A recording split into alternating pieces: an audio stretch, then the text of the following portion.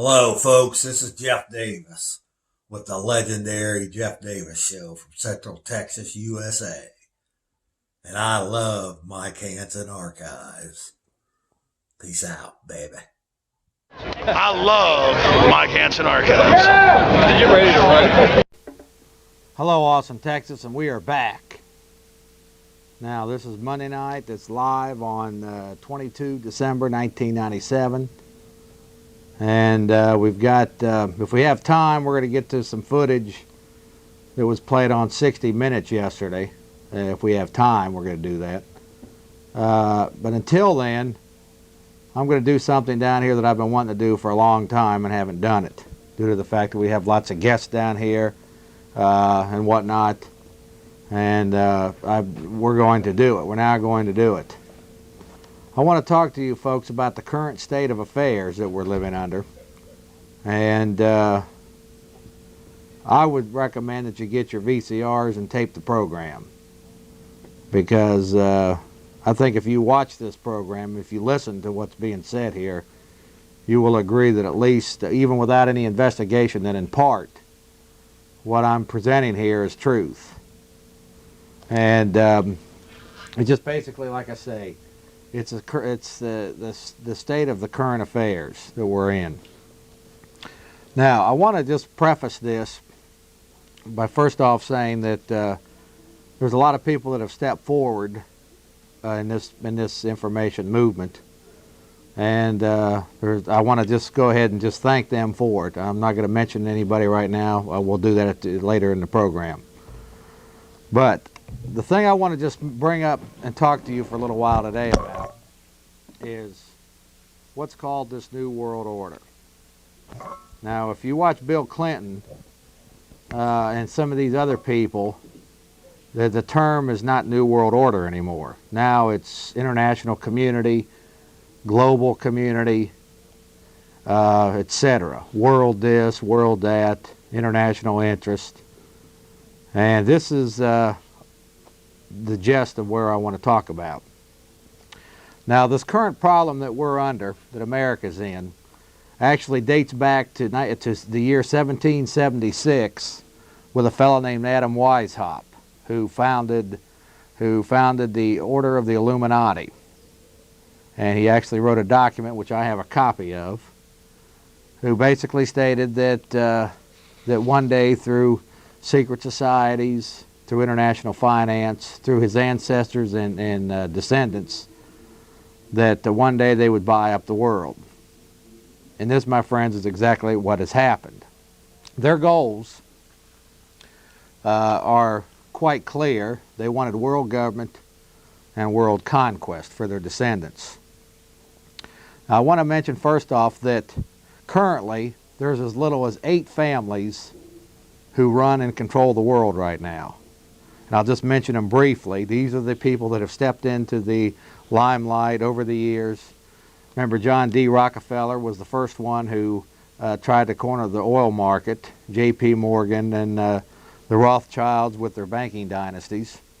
And that's basically the preface of the current rulership. You've got the Rockefeller dynasty, you've got the Habsburg dynasty, the Rothschild dynasty through the Bank of England, the Oppenheimer Reserves, who's the big diamond king in South Africa, the Bronfman family, Edgar Bronfman, who's the owner of Seagram's Distillery, and he's also the president of the World Jewish Congress. These are just a few of the families that are in rulership position right now, and they've acquired this wealth through ownership of international financial institutions. Now, the goals of Adam Weishaupt and his descendants were quite clear. Basically, they wanted a global financial system which they control. The IMF, the World Bank, the Federal Reserve Bank, and through international finance, they would be able to buy up most of anything of any significance. That is the key of their control. And from that, now I'm turning around. There's a lot of events that have happened in the first 150 years in this country. Andrew Jackson killed the central bank. Abraham Lincoln was against the central bank. He printed the greenbacks. There has been attempts throughout the history of this country of a central bank being formulated and controlled by the European elite. And not until 1913 did that actually get done, December 23rd, 1913, with the passage of the Federal Reserve Act. Now keep in mind, folks, this is the control and the heart of their mechanism. Because without the debt usury money system, the ability to steal from everybody and control the world's resources, they would not have the resources to buy up most of the organizations that I'm going to be talking about here briefly. Now, their basic goals, of course, were to eliminate nationalities, the abolishment of the U.S. Constitution, which they did in 1933 with the War and Emergency Powers Act. We're going to be getting into that a little bit later. Religions, we're going to be talking about that quite intensely over the next hour. Organized religion and its role in this. Education, free public education. For children starting at an early age will be allowed, will be trained in the fundamentals of obeying the state, just like the churches teach you now. Mobility, and we're seeing this now with high-speed rail and other mechanisms. The mass transit will be the basic mode of travel, having one's papers in order, licenses, registration, road use fees, display of proper identification will be a necessity before an individual will be allowed to travel. We're already seeing that much to the disliking of many. Now, basically, the whole gist of Adam Weishaupt's dreams was to control the world's people and their resources. And this is now it's some 220 years later, and I believe they are on the very threshold of doing that. I want to mention some secret societies that the Illuminati has infiltrated over the last couple hundred years and are now diligently working for the quest of the global slave elite. First off is the P2 Lodge in Europe, the Knights of Malta, the Order of the Jesuits, which is a Catholic order, high-level Freemasonry, the Skull and Bone Society, of which the Bushes, George and George Jr. are both members of the Skull and Bone Society, and Eastern Star, which is the woman's side of Freemasonry. Some of the semi-secret meeting groups that they formulated, basically what they are is just their little meeting houses for them to go and meet and plot and decide what they're going to do with this country and that country. It includes one of the top groups is the Committee of 300, the Club of Rome, the Bilderbergers, the Trilateral Commission, the Council on Foreign Relations, and there's actually several more here that I can say. The Aspen Institute, the Bohemian Grove, regional federations such as NATO, international labor unions, and on the world basis, of course, in the intelligence arena, you have the CIA, you have the Interpol, the mafia, organized crime industry, British intelligence, the KGB, and of course the CIA. That's the intelligence network on a global basis. Now, now as far as those are semi-secret front groups that the enemy has established. Now, on a public scale, the ones that we hear about regularly in the media, the ones that are providing peace and doing good for the world, of course, is the United Nations, the World Trade Organization. We hear about that pretty frequently now. The World Council of Churches, which is another one of their systems that's actually spiritual control. NATO, as I mentioned, the World Health Organization, the World Bank, the International Monetary Fund, the World Wildlife Fund. Basically, on all spheres now, they've got something working in their best interest, either environmentally, politically, spiritually, or whatever. Now, some of the American front groups, and I want to just mention this, basically includes virtually anything of any significance. They've either created and financed or have infiltrated. That includes both the major political parties. If you look at your Bill Clinton is a member of the CFR, Newt Gingrich is a member of the CFR. What you got here is the old order out of chaos, where they appear to be providing on the surface some differences, but in fact there is no difference. The common objectives are globalism and bigger government. And that includes, folks, even the Libertarian Party, I believe, has been infiltrated. So it's a big system here that we're talking about. Now, of course, the major media is part of their handmaiden, and we're going to be talking about that. National Public Radio, the American Civil Liberties Union, the National Pro-Life Groups, the NRA, the National Council of Churches, the Nature Conservancy. Most environmental groups, by the way, are funded by the same corporate interest that they, on the surface, appear to be fighting. So I think that's kind of an interesting little twist when you look at that particular situation. Different voters groups that we hear about, so-called human rights groups. Now the National Organization for Women, different trade organizations, as I mentioned, all major denominations of religions. Now keep in mind, folks, that nowhere in the Bible is Catholic mentioned, or Episcopalian, or Pentecostal, or Protestant, or Baptist, or none of this. So you have to wonder next, then, where did all this confusion come from? Well, I think as we move along here, you'll have a pretty good idea of where this confusion came from. And since we're on the verge of Christmas here, I want to just mention that, of course, all of the mainstream churches are supporting Christmas, and they're supporting the pagan holiday and all the Antichrist activities that go with it, including the Christmas tree, which Christ ordered his disciples to cut down, the day being December 25th, which is tied into the winter solstice, old winter festival of the heathen, and various different things. The gift exchange, which is recorded in the Bible one time in Revelations, and that was when the time that Christ died and the heathen worshipped his death.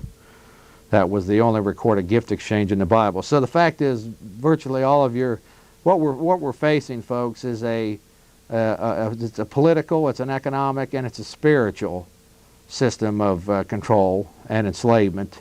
And like I say, as we progress along here, I think you'll start to see this. Lawyer groups, the barrister, the bar situation, that's actually a British term, barrister.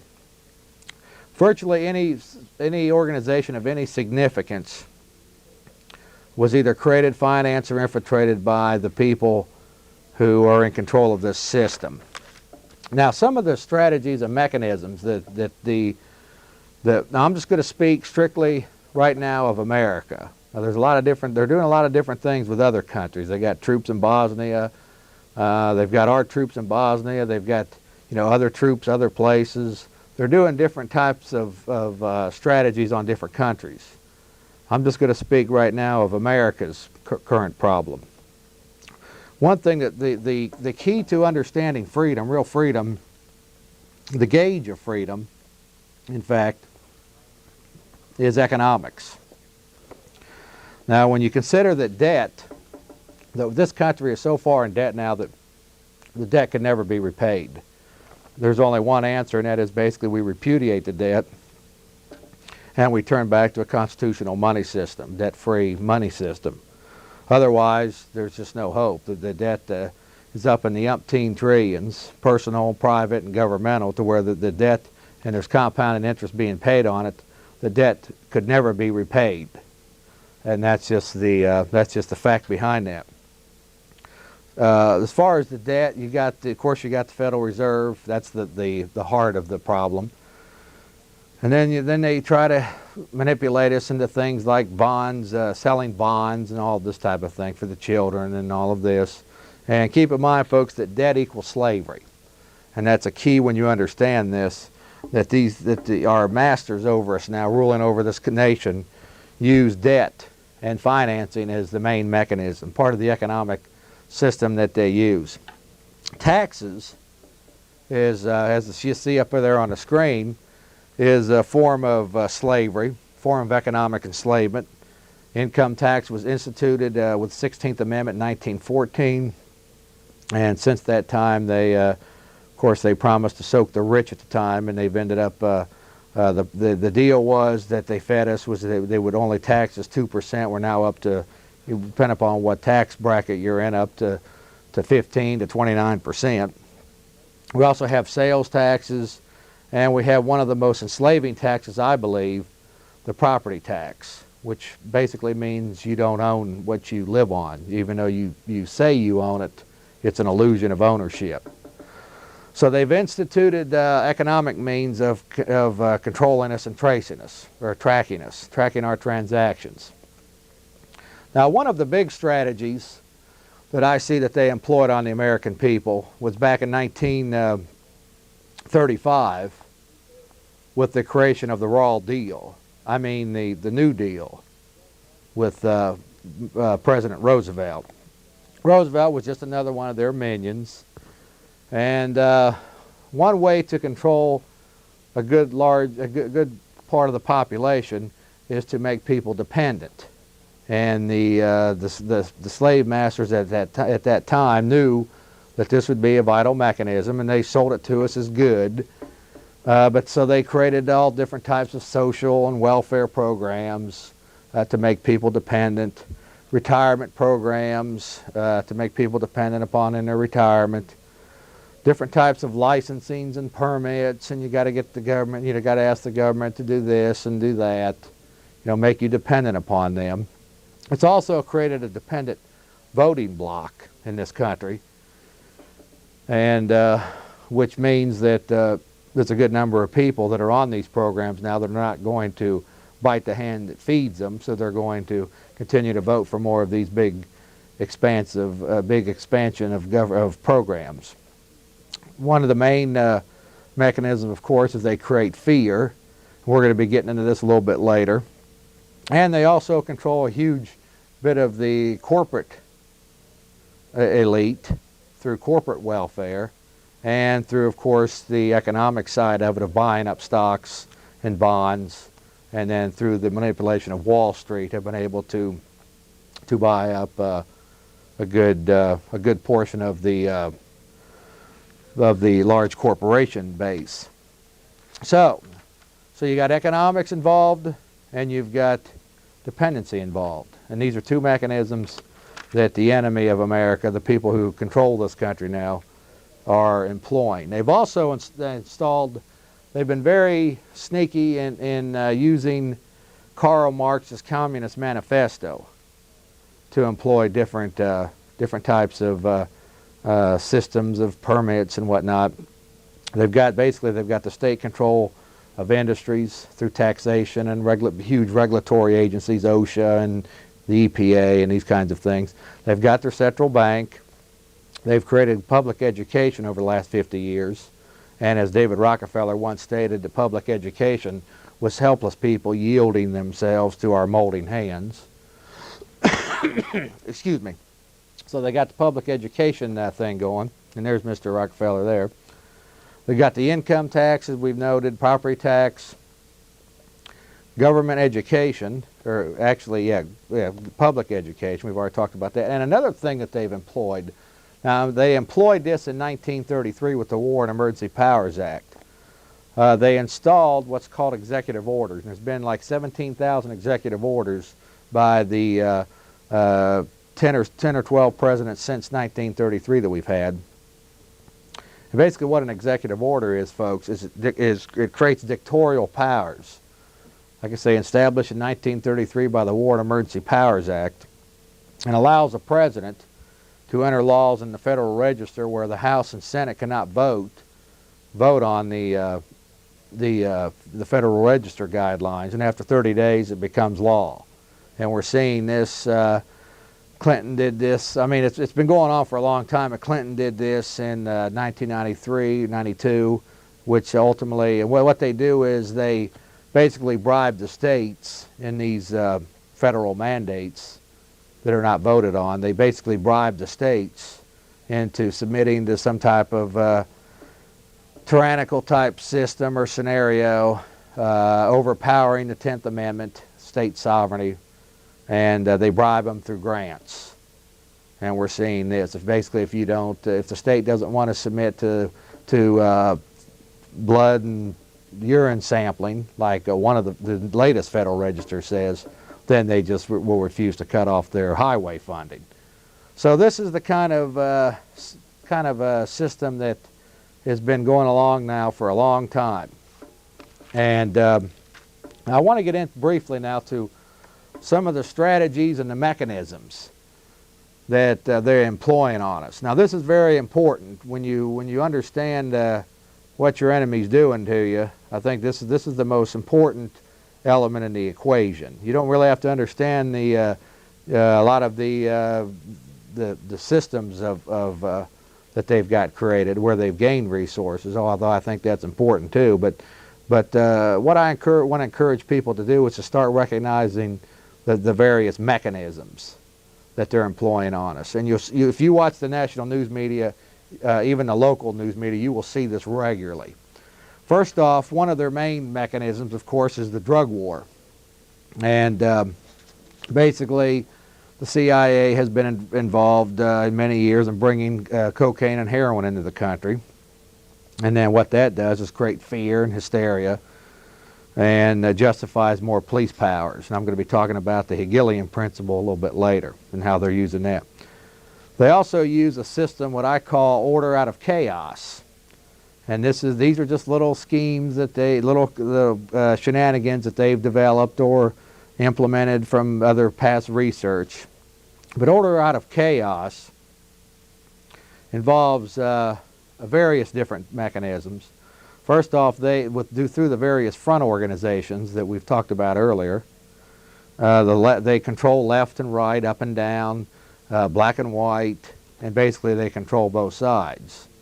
A good example of this was in the Vietnam War, when they had that phony war going on. They created the left-wing peace movement, and basically what the peace movement was all about on a general scale. There were some people that were protesting it just for being over there, but a lot of the peace movement was that we don't want the money spent for our young people to be in Vietnam, so because we want more spending over here for social programs. So it's the left-right syndrome, and you see this regularly. If you're watching, basically these different front organizations they basically create black and white and control both sides. Loyal opposition, they use that, and that is basically when they'll use some group to oppose another group's opinions or attempted policies for the wrong reasons. We saw this in NAFTA, for example, in GATT, where NAFTA and GATT, of course, GATT was actually planned back in the 50s as part of their globalism to set up a regionalism type system where the internationalists could more manage the economy better. And actually planned in the 50s, they just got around to it 3 years ago with GATT, NAFTA and GATT.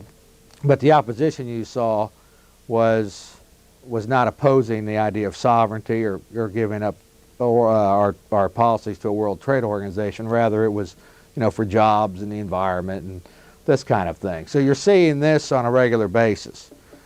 And then, of course, they've got their little tandem, phony little things going. They got their Clinton girlfriends and the corrupt politicians and whatnot. Just giving you a little chaos, spoon-feeding you some chaos to get you a little apathetic and turned off the process. Now, one of the main mechanisms that I've talked about on this show before, and we'll continue to talk about as long as we have a forum down here, there was a old German philosopher named Hegel, and he developed a 1-2-3 system, which has been adopted by the enemy. It's called the Hegelian principle. Now, the Hegelian principle is a 3-step process. Basically, The enemy creates the crisis, and then in step 1 and in step 2 they come in and bring in fear, and they create fear and hysteria amongst the masses, and then in step 3 provide the solution for the problems that they created in step 1 and 2. Very powerful tool that they use. Some examples of the Hegelian principle at work, of course, is the drug war, where they bring the drugs in here, on the large bulk of drugs in here, launder the money through major financial institutions, and then turn around and have a drug war. And basically what that amounts to is a war on people and a war on guns.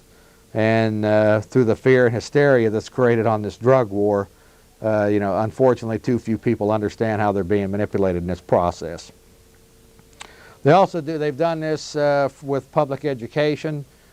They create the government training centers, and there's a lot of problems and a lot of curriculum changes and a lot of problems that need to be addressed. So then they come in step 3 with more money, and ultimately more schools being put under federal control or some type of federal guidelines, federal standards, basically just to brainwash the kids to the expectations that they want them to be in. And they do this with government programs. They've created all these programs, many of which have failed for one reason or another, and so what they do is they just create more programs, and they're more coercive than the programs that they had created prior to.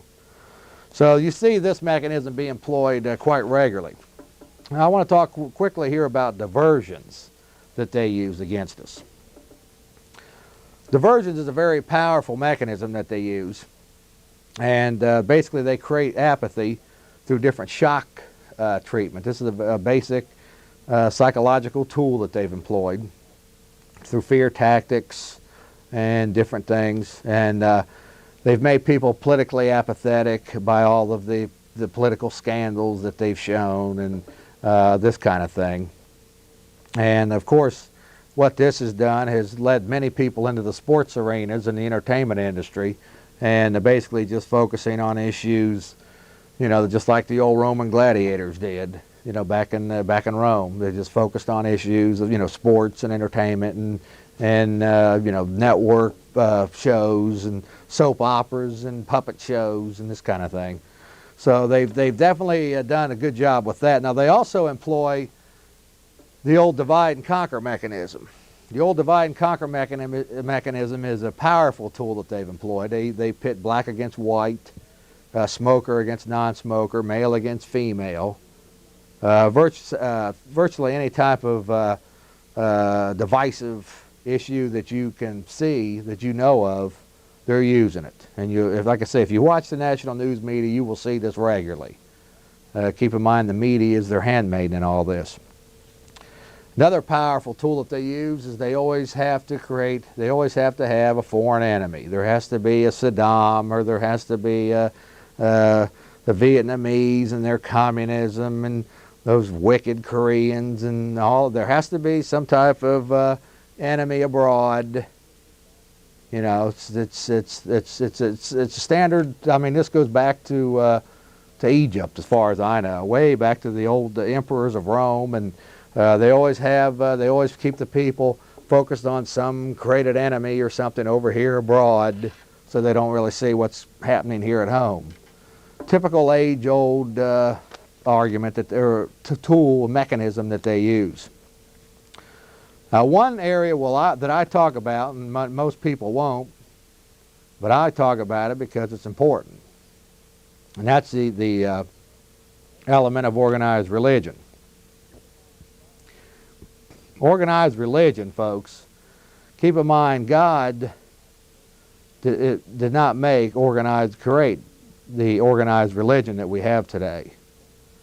These huge buildings and fancy structures, and these pastors that are parroting what they were taught in their seminaries and what they're handed down through their so-called respective church denominations.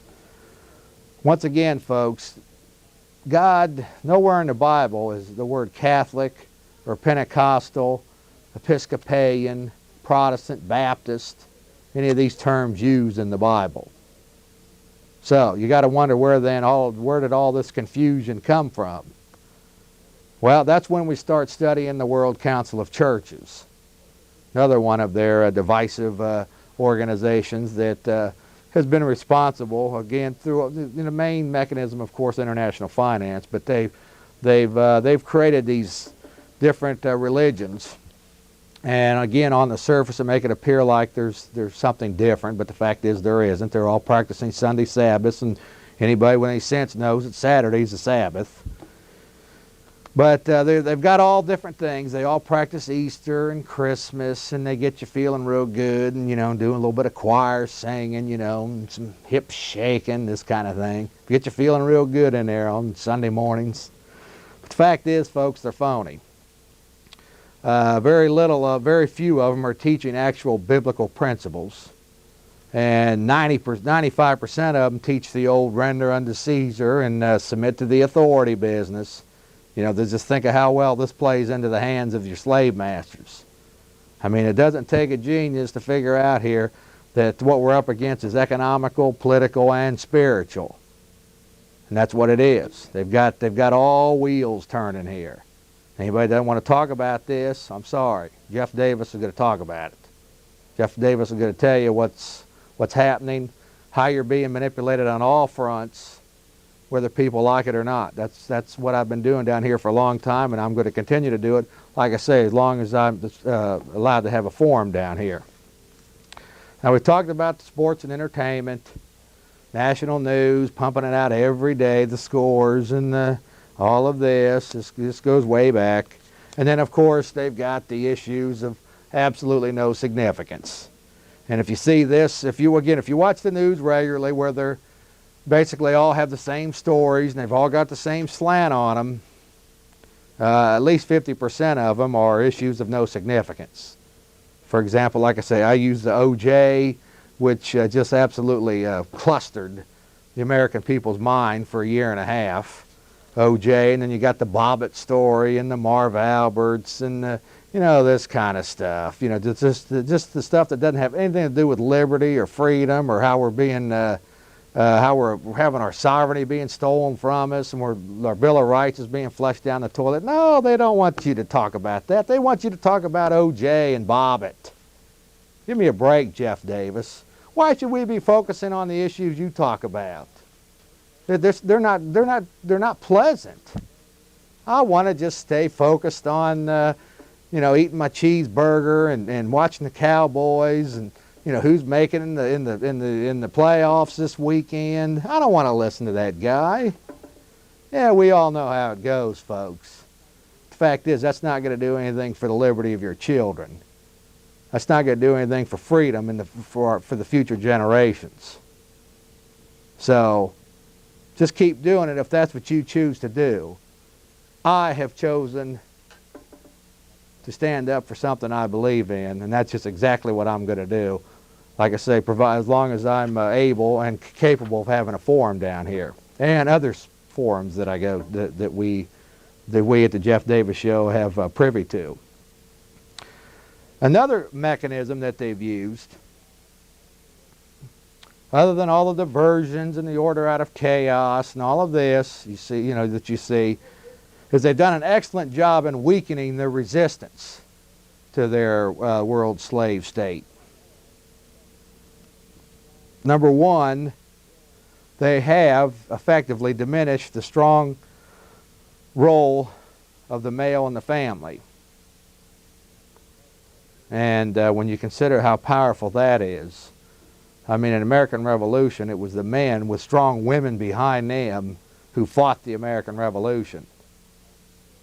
Now through the various soap opera shows and all their shows where they diminish the mentality of the men and the role of the men in the family, that is very much becoming very passé now.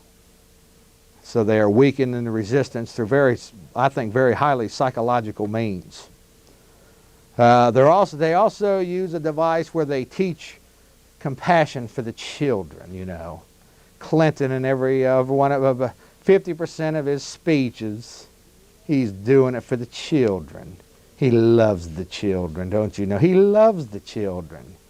And so does Newt Gingrich and all of these CFR elitists. They love the children.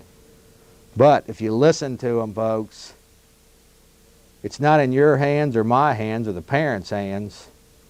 It's in their hands. The hands of the state. Think about it. Now, we've been documenting the last couple of weeks down here about experimentation on people. Last week down here, I had a copy of actually 2 declassified documents from Senate hearings where there was a hearing on experimentation of people here in America.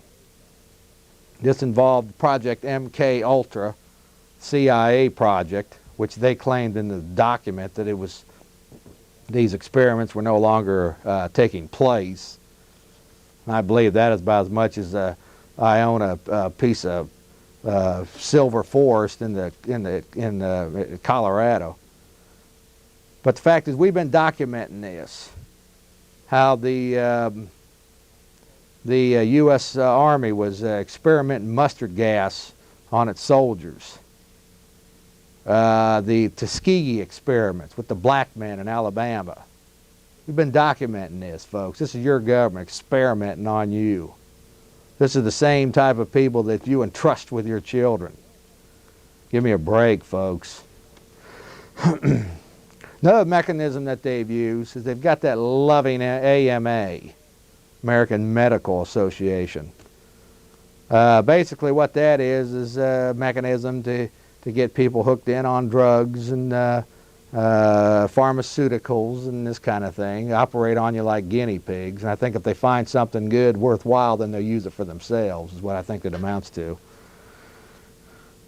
But they've used the AMA and the FDA to ban any and all health care practices except their AMA-approved drugs, which means all alternative type health care methods, herbs, all different types of that kind of thing are fastly becoming unavailable, illegal, etc.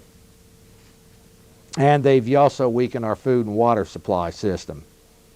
The food we get largely now at the local HEB or the Albertsons has been largely processed. I think you'd be better off to eat the box than to eat the actual cereal in most of these cereal boxes, or most of these cereal packages. There's more nutritional value in that. Just the sugar is processed. There's a lot of different things that they're doing with the processing of our food systems. Also, when you include the pesticides on our fruits and vegetables, did you ever wonder why there's so many cancers breaking out? And now they're also moving towards irradiation of food. What this does is destroy the live enzymes in our food supply. They're doing it with meats. They create some scare here again that they need to do this. And they're now moving towards irradiating our meats. And of course the basic ploy that they use to weaken any resistance movement is they have a heavy concentration of brainwashing going on. Heavy amounts of conditioning.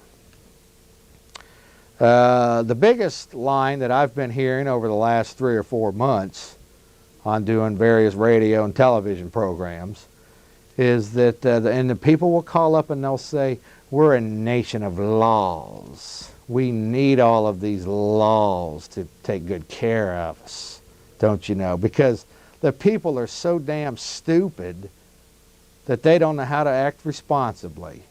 So we need all of these laws to compel us to act in a proper behavior. Folks, you have really bought the old sucker line on that one. If you believe, the fact is there are so many laws in the books right now today that if they were to implement all the laws, we would all be criminals. There are food hoarding laws. There are so many types of enslaving laws that they have in the books that they're not implementing right now. The fact is that we're all could be vulnerable as criminals. That has to be one of the most ridiculous lines. Can you believe them? Think about the mentality of what you're saying. That the people are so irresponsible and so stupid that they need all of these laws coming down from some bureaucrats up in Washington, D.C. or from the UN or somewhere to behave properly. Folks, you have anybody that argues that point has absolutely no conception of what real liberty or freedom or what live and let live or be responsible for your own actions or you're punished.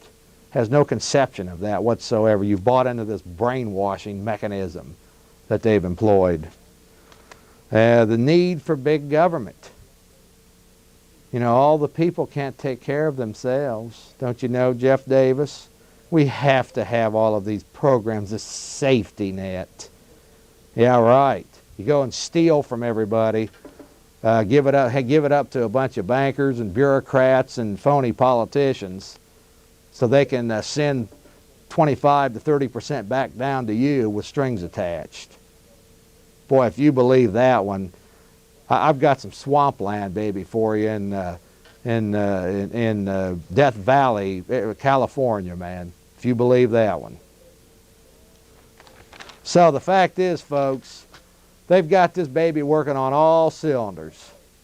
They've got religious, they've got political, they've got economic. Economic enslavement through debt, through taxes, property taxes, income taxes, sales taxes. They've got the political systems. It's a complete scam. People aren't voting, and that's good for them. Because I'll tell you right now, if voting hurt the enemy, they wouldn't allow us to do it. So at least the people are understanding that when you got Tweedledee and Tweedledum as your candidates, that it's not worth going to the voting booths. That's at least that's one step in their favor. They've got the political mechanism. They've got the Hegelians going. They got the order out of chaos. They got diversions. I mean, you name it, baby, they got it cooking. And of course, getting into one of my last subjects here is the controlled news and information at the top. And this is their baby here. Over the course of the last 60, 70 years, ever since J.P. Morgan bought up the 25 most influential newspapers in America, you have basically been given a bill of pablum. You got Peter Jennings. He and Dan Rather up there making $6 million a year. That's as much as some top quarterback in the NFL and Sly Stallone. I think they're all in the same business of entertainment. But you got this controlled news curtain at the top, which of course filters the information down. And the locals pick up on this stuff, this brainwashing from the top, and that's what you're getting. You've also got a regulated media. Not only is it FCC licensed, government licensed media, which doesn't necessarily mean that it's totally bad, except for the fact that through licensing, it's created huge monopolies in the media industry so that only the powerful interest can buy major advertising. That's what the licensing has done. But you also have situations like in Waco, Texas, where they backed the local media up 3 miles, so the media couldn't see what was going on in Waco. They did that for their own best interest, you know. And Republic of Texas, where they backed the local media up 10 miles. You call down there to the Secretary of State of Texas and ask them to do an interview with McLaren during the siege, because all you're getting is some Mike Cox fella at DPS. That's the only information you're getting fed. And you call down there and you request an interview with Rick McLaren, and they don't let you do it because the whole situation's still under investigation. Boy, I'll tell you what, folks. This propaganda machine that's in place is the worst in recorded history. They've got it cooking 24 hours a day. Now, so ultimately, basically through all these different mechanisms, the media ultimately becomes the handmaiden of the slave masters. Well, that doesn't necessarily mean that all people that work in the media are bad people. I will say this, though. Most of them have gone through their proper college courses and been properly indoctrinated into liberalism, and the president is the main authority when you have to follow everything he does and print faithfully every word he says, and don't ask very tough questions either. In fact, that just happened in San Antonio about 3 years ago. A fella asked the wrong question to George Bush when he was down here visiting. He must have been about 6 years back. And they canned the media person because he didn't ask the right question to George Bush. So, with these different mechanisms, the media ultimately becomes the slave master's handmaiden. And like I say, I'm not implying that all the people in the media are bad, because quite frankly, they're in the same mess. They're in the same boat we're in. So have pity on them, if nothing else. Now, want to talk about solutions? I've got some solutions here tonight. The first solution, folks, is you need to wake up. You need to wake up to the fact that this is real. There is a power behind the scenes running this nation that wants you destroyed. That's all there is to it. Maybe if you be a nice enough little slave for them, maybe they'll continue to throw out a little bit more chicken feed. The fact is, the people who are running this nation, controlling this nation, do not have your best interest at heart. You need to wake up. And it's coming at us on every front. They use the environmental movement as part of their mechanism to control huge land masses. They use the children for more programs. They use a murder to brainwash you into telling you how bad guns are. They push for mobile transit and busing, so they can put you in a bus and track you best like cattle. They've got global positioning satellite systems, tracking and tracing, getting ready to implement smart highway systems and cameras. And we're going to get to a piece here in about 15 minutes that was aired yesterday on 60 Minutes. And I have been talking about black helicopters, so-called law enforcement wearing black ski masks, busting into your house under the guise of law enforcement. And I've been telling you this for 5 years, folks, ever since I've had a program down here. And that time you called me a theorist. Now it's in your face and you're saying it's okay. Well, folks, that's just not going to get it done. So the first step is you need to wake up. This is an unacceptable. What's going on the screen right now is totally unacceptable. And the American people shouldn't be putting up with it. So you need to wake up and educate yourself and others. And we need to start doing it now. Don't wait till tomorrow. Don't wait till next week. Start educating yourself and finding out who your real enemy is. Another solution that I've come up with, and I see this time and time again from people who call themselves left-wing, right-wing, conservative, liberal, whatever little catchy phrase that you've bought onto that they fed you, is too many of us, not me, but too many of the people are still continue to go to these same thugs and ask them for favors. Folks, it doesn't work. You can't go to thugs and ask them for favors. So it doesn't matter if it's more government, more programs, you want to have the law, the local city crack down on your neighbor over here, whatever it is.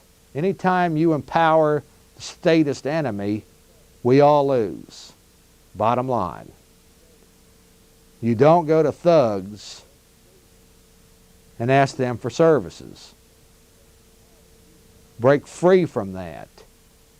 That empowers them. That doesn't empower you. That only empowers them. Some basic tips on independence. If you still have the capabilities, gardening is fine. It's the best vegetables and fruits I believe you'll find. If you can do it. I went over to a friend's house of mine yesterday. Had a nice garden out back. No pesticides. Hadn't been sitting in the store. Hadn't been handled by a lot of people. And I actually ate a good number of his vegetables out of his garden. Homeschool your kids. It doesn't do any good to, and I know I'm a hypocrite on this because I'm still tithing my children to the state. But if you have the capability and the wherewithal, consider homeschooling your kids and getting them out of the statist enemy school system. The Second Amendment. Second Amendment wasn't put in there for duck hunting. We're hearing this a lot now in the so-called media.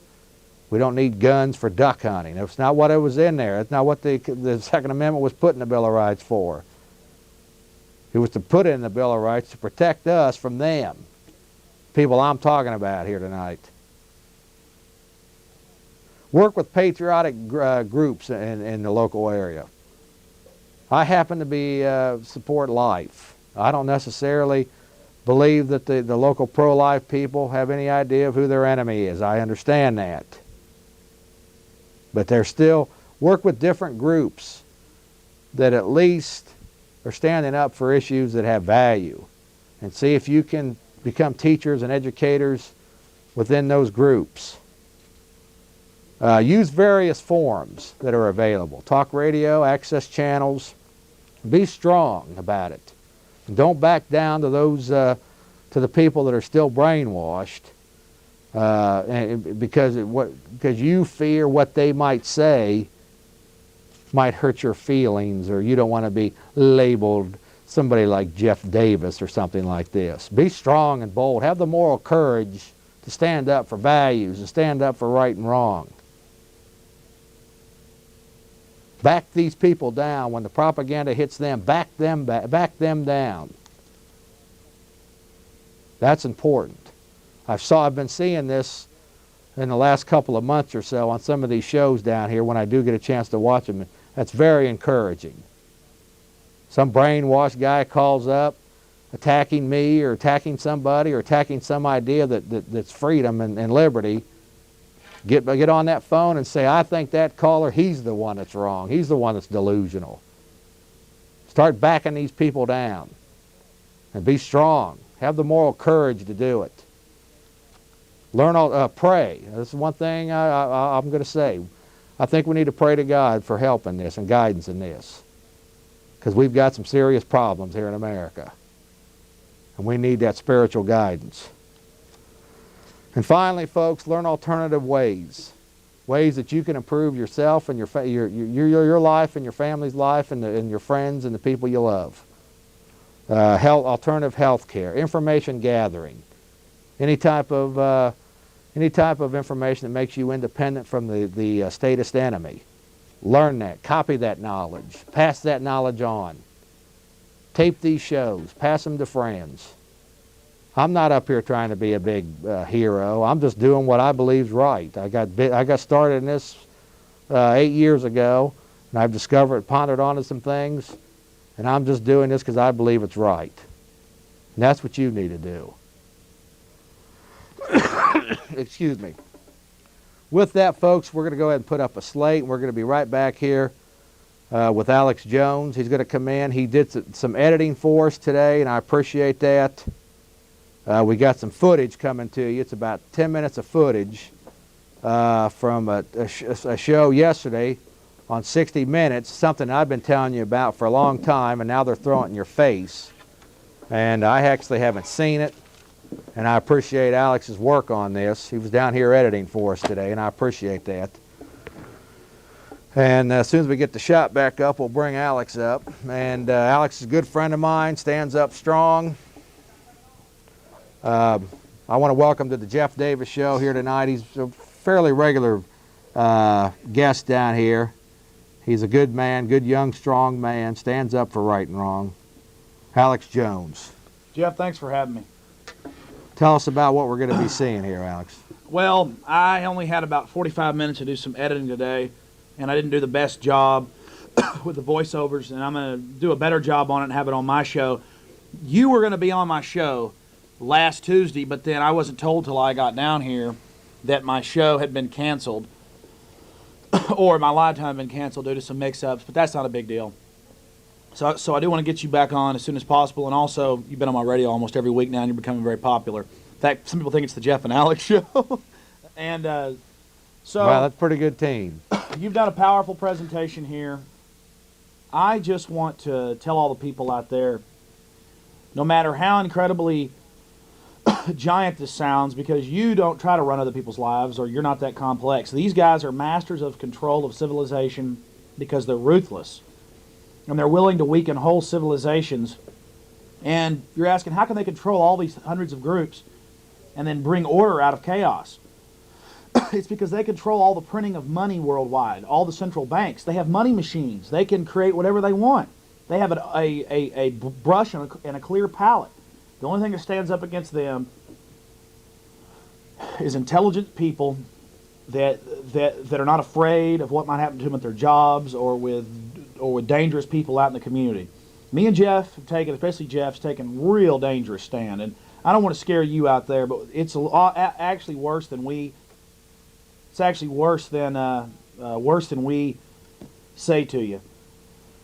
And I'm telling you, these guys, this century alone, have caused World War I, World War II, Vietnam, Korean conflict. The transnational banks financed the Bolsheviks from the turn of the century. They controlled it. And that's just a documented fact. And you hear all the time these UT professors talking about how wonderful Cuba is. Cuba has death camps, my friends. Cuba is a hellhole. So is Russia. And America is adopting many of these socialist aims. And all I want to say to you out there is that what you're fixing to see, and thanks for having me, Jeff. You're welcome, Alex. What you're about to see is about a little over 12 minutes or so of, and I'm being sarcastic on part of it, is last night's 60 Minutes, where they tell you that they got all these helicopters and all these weapons and all these armored personnel carriers and all these automatic weapons and grenade launchers. And it's in our best answers. Well, it's just free. Free. They're only taking it because it's free. Well, excuse me, we paid taxes to buy all these helicopters and weapons. They call it Army surplus, but a bunch of it, they say on the tape, is brand new weapons. And I think the most important question, well, let me just ask the most important question in understanding this, is this country was founded upon peace officers, protect and serve the public. What are these folks now doing with this type of artillery wearing black ski masks? Well, it's now law enforcement. Better wake up, folks. And they're dressed just like Nazis. And the important part of it is what you're fixing to see is 60 Minutes footage, about 5-6 minutes of it. And then later I show you Lair NewsHour footage from September 23rd, as you've seen before if you watch this program, where they do tell you that it's the military and they're training with the military and it's multi-jurisdictional task forces. 60 Minutes says it's kind of like a big... Which means we don't know who it is. Exactly. 60 Minutes acts like it's just kind of a big boo-boo, and well, why does this small town have 23 helicopters with infrared? Well, it's kind of just because it's free and they can't help it. Why is the federal government giving all the local law enforcement this? Why are they giving them free training? Why are they giving them direction? Because they are creating, it's already here, a police state. And then very accelerated. Yes, it's very depressing to talk about this. Then we're going to show you some clips from what happened out at Waco. We're going to show you BATF and FBI talking about how they're going to kill people. We show you people talking about killing. This is called military operations. That's what they're planning for you and your families. This is happening. This is world history. We're not extremists.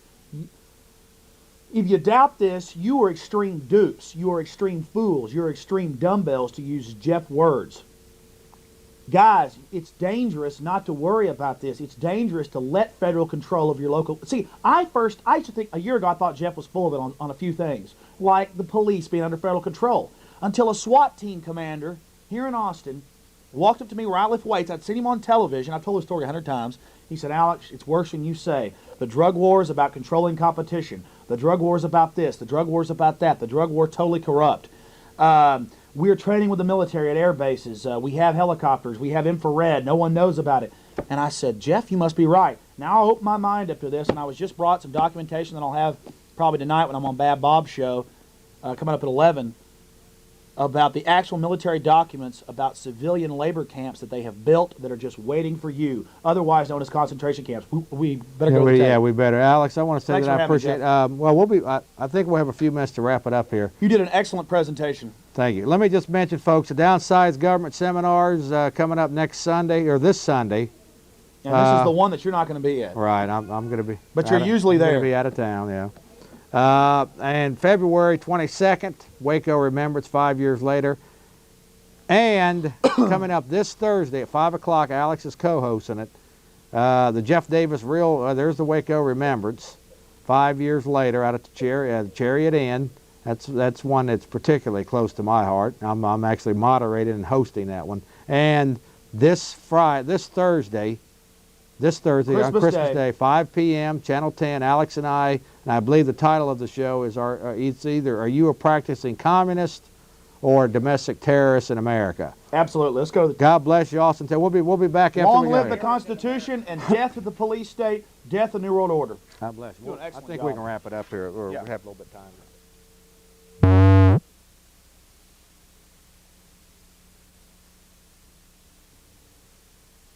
Personnel carriers, grenade launchers, automatic weapons.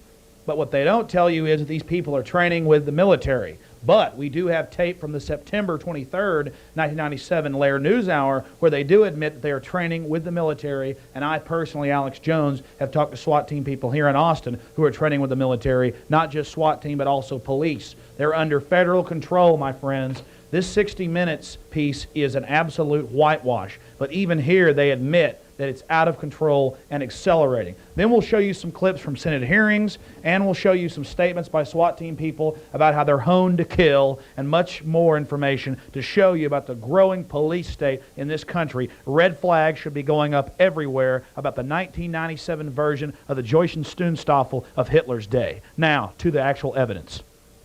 And remember, they're covering it up. They're not giving you the facts. And the facts are they're training with the military. The most key central point of this story is that it's all this free equipment, all these free helicopters, and they just happen to be getting all this free equipment. It's not free. You pay for it as taxpayers. And most importantly, they leave out that it's under federal control. End of story. Now get to the actual evidence. That's a fully automatic U.S. Army M16 machine gun. 6 more piled in the closet. Not to be issued to soldiers, but to all 7 policemen in tiny, sleepy Jasper, Florida, population 2,000, where they haven't had a murder in 7 years. One of the nation's largest police aviation units, with half a dozen helicopters in the air and a hangar full of spares. Los Angeles? Dallas? No, Little Marion County, Florida. Rural, horse country, quiet. Except, that is, for the racket made by all those helicopters. It's an Air Force. It's been called many things. Ken Ergel is Marion County Sheriff. The Ergel Air Force, it's been called. Or Ergel Air, or whatever it may be. We're proud of whatever name someone wants to put on it. Ken Ergel is especially proud of what he paid for his Air Force. Nothing. All of his helicopters, a grand total of 23, came from the U.S. military. Same for those machine guns in Jasper. Same for police forces all around the country. In the last 3 years, under a law passed by Congress to help local law enforcement, the Pentagon has given away almost $900 million worth of surplus aircraft, vehicles, weapons, and other assorted stuff. Can you put a dollar figure on how much you have actually gotten from the military in this program? Well, currently we have over $41 million worth of equipment that we've been able to acquire. Acquiring all those helicopters and spare parts stacked to the ceiling was just the beginning. This is the Rolls-Royce with wings. How about a motorhome? And while you're at it, take a bunch of trucks and trailers. Oh, and don't forget the tank. Actually, the military calls it a peacekeeper. It's a tank. It's an armored personnel carrier that has tank-like qualities. Looks like Nazi Germany to me. Here comes the armored personnel carriers. Wow, from the sheriff's office. Right down in Houston, we've shown you footage on other shows of Apache helicopters right there on the tarmac. All for your best interest. Don't worry. You know, if I walked into this hangar, I would think Marion County had the highest crime rate in the United States of America. That's the way it would look to me. Well, with any county, with any state, with any nation, you always have to prepare for the threat of war. Do you really think about it in terms of preparing for war? That's the mentality? My war is on the streets fighting the criminal. And that is the mentality, and it's out of control. And what they're not telling you on this program is, again, looks like a real fair newscast, but the central point is they're training with the military. They're not just getting all this free equipment. That is totally unconstitutional. That is wrong, and we have got to start raising some hell. On the whole 60-minute piece, this is the only true statement right here, and listen to this retired police chief tell you about what it is to have police and tanks with automatic weapons. But we have to realize by giving lots of police officers these weapons, there'll be more shots fired in densely populated areas, and there'll be more innocent people hit with it. These police forces are gearing up and militarizing at the very same time that crime rates have been dropping precipitously. SWAT, or Special Weapons and Tactics, has been a part of big city policing for decades. But now, just as with helicopters and M16s, small towns are getting into the act. Move! A recent study found that more than 2/3 of departments in cities between 25 and 50,000 people have their own team. Woo! 6'6", 2.04, time to beat. This is the University of Central Florida SWAT team. That's right, campus cops with a SWAT team. A campus that's right in the middle of Orange County, Florida, where Sheriff Kevin Barry has his own huge SWAT team. They're right down the road, aren't they? They're right down the road. The University of Central Florida has its own SWAT team? If the University of Central Florida asked for your help, you wouldn't deny. Well, we got to take care of the kids. I mean, we got to have all this loving so the IRS is safe. Well, listen to this guy now. He's fixing to tell you about how they're big and bad and scary, just like the Nazis were, but they're still here to keep you safe, so don't complain. People, do they look bad? Do they look mean? Probably so. But they got a job to do, and they take it very seriously. Yeah, they take it serious, and they're going to take it serious. We'll show you what they've been doing the last few years, just what we can find out about in the next few minutes. Now, they're fixing to tell us to step back and look at this terrible arms race that's just on accident by the federal government. We're supposed to just not worry about it and not think about it too much, and that it's not a big problem, but we should stop the arm race. The media has known about this for 15 years. This has been going on or longer. And now that they've fully armed up everybody, it's under full federal control, and we're starting to find out about it, they can warn about the impending doom. So I don't think the answer is to escalate the arms race in America. Well, you say we shouldn't have an arms race, but we are. We're in it. We're in it, and I think it's time that we step back. Step back and look at this. It's the Army's weapons warehouse in Anniston, Alabama. Crate upon crate, stack upon stack, row upon row of surplus M16s just waiting to be claimed. With respect to the... Well, this was not an attack. You know, we were told they weren't going to be shooting, and yet they're firing what amounted to mortars or rockets at us, these ferret rounds, which sounded like a mortar. Were you afraid? Yes.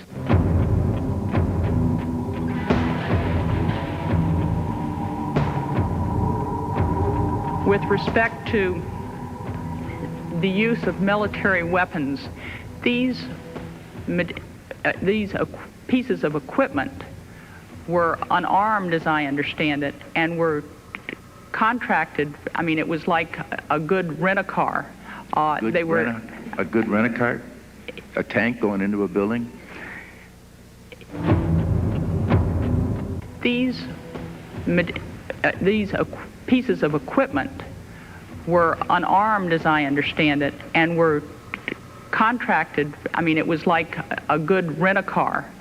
They were a good rent-a-car, a tank going into a building.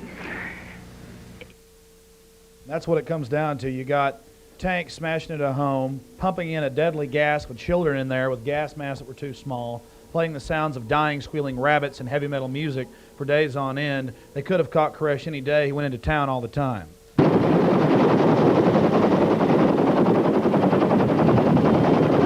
Loving the children. Was the FBI posture one of concern for the children? We found this candid interview with an FBI agent the morning of the fire particularly insightful. Quite a specimen, I tell you. I just, in all my years involved with SWAT, I've never seen a gentleman like this that I've learned so much from in just the short time I've been around him. It's just awesome is about the only word to describe him. Honed to a fine edge, honed to kill. The techniques used on the Branch Davidians are well-known brainwashing techniques. Cut off all communication with the outside world, all utilities, all food supplies, and subject the person to extreme stress.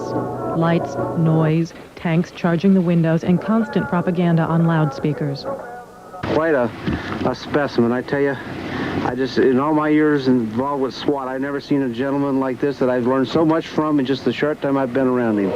It's just awesome is about the only word to describe him. Honed to a fine edge, honed to kill. Okay, you just saw the 60 Minutes piece. Now you saw some loving things that they wanted to talk to you about, talk about how they care about the kids. Listen to these guys from the Naval Warfare Research Center with local police admitting that they have control over local police departments and using equipment, and that they are training. Very, very vital that you understand that 60 Minutes held this back from you. In addition to the new technology, hundreds of millions of dollars worth of surplus military equipment is being transferred to local police as a result of military downsizing. Army helicopters that once did service in Vietnam are now used for surveillance in American cities. Police departments are refurbishing armored personnel carriers acquired from the military and are building their weapons inventories. Many in law enforcement and the military are reluctant to discuss joint training. But Lieutenant Sid Hale, a SWAT instructor with the LA Sheriff's Department, says military training for police has arisen out of need. You were telling me before about training with Marines, training with SEALs. Could you explain what you've done? Now, some of this stuff I'm going to have to dance around on because it's classified, just so you know. Okay. In fact, I'm starting to get nervous even just thinking about it. But no, we've trained with most of the special operations units in the military. What kind of training? A lot of urban movement, maritime interdiction operations, hostage rescue, a lot of long rifle training, sniper training. To many police officers, Now just remember that. You've got a local law enforcement commander sitting there telling you it's top secret, and you aren't freaking out, red flags aren't flying up. My God, top secret and it's local police with the federal government? Wake up now. Now I'm going to show you a few more clips from the Urban Warfare Naval Center. Then we'll show you a few more of them bragging about killing people, and then that'll be enough. I think anybody should wake up after this. Get local control of our police. That's what I want. That's what we all should have. in Orlando, Florida, the SWAT team not only looks militaristic, it also has strong ties to the military, in particular to the Naval Air Warfare Training Center, where the team has begun to train on equipment developed by the Navy. Okay. As soon as you hear the grenade, that's your cue. Kill. Now listen carefully. They're talking about how to kill right here, not about how to keep people alive. This is very scary. Okay. As soon as you hear the grenade, that's your cue. Kill. I know real soldiers, and real soldiers don't laugh about killing. These are little punks that have been raised in our degenerate society, and they're the same thing as Nazis, and they're out of control. We better stand up against this, and I mean now. End federal control of our local police, damn it. Well, yes, there you have it. More of your friends in our society today. It's getting really dangerous. Ski mask wearing so-called law enforcement. Even the Nazis didn't do that. This is a very dangerous precedent. And again, the key point is federal control over our local police, militarization, fascism. Wake up. People are waking up. And since the realignment of 94, they've really expanded this. They do not want us getting rid of this big government, so they're going to force it on us. This federal government is not for you. And this growing police state is to make sure that you stay cowed sheep. Now, they're trying to con you just with media BS, but they know more and more people are waking up, so they're gearing up. Make no mistake, and they've got mindless blockheads working for them. Again, this is not an attack against real law enforcement, but it is against civilian military police. I don't like it. I don't like it.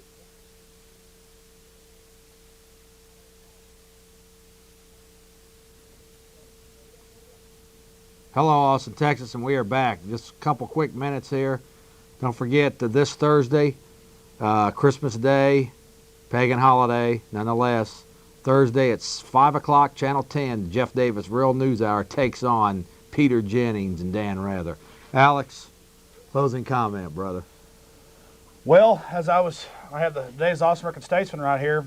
Monday, December 22nd, from A3, it says, report, Gulf troops given vaccine despite objection. Cleveland, an Army Review Board ruled it would be unethical to give soldiers heading to the Persian Gulf an experimental vaccine without warning them that its effects were unknown. Well, they gave this to them in 90, and the French didn't give it to their troops, and none of their troops got sick. The plan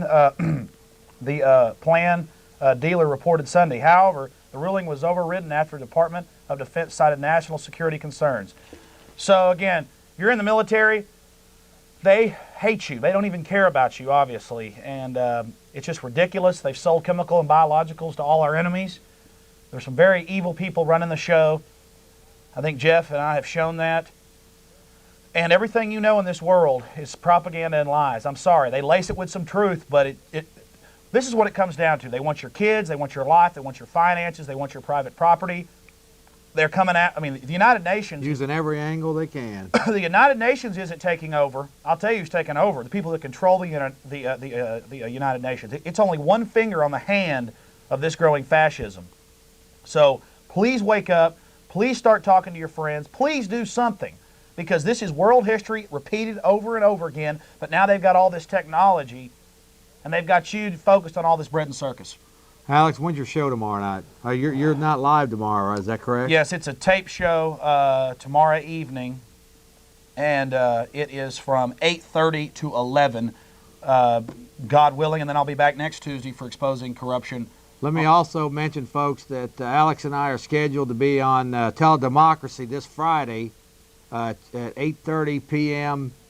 Was that Channel 10 or 16? I believe it's Channel 10. 10 or 16. Look for us at 10 on Friday. Yeah, 8:30. Oh, 8:30. 8:30 p.m. Live with Greg Erickson, who's a friend of ours.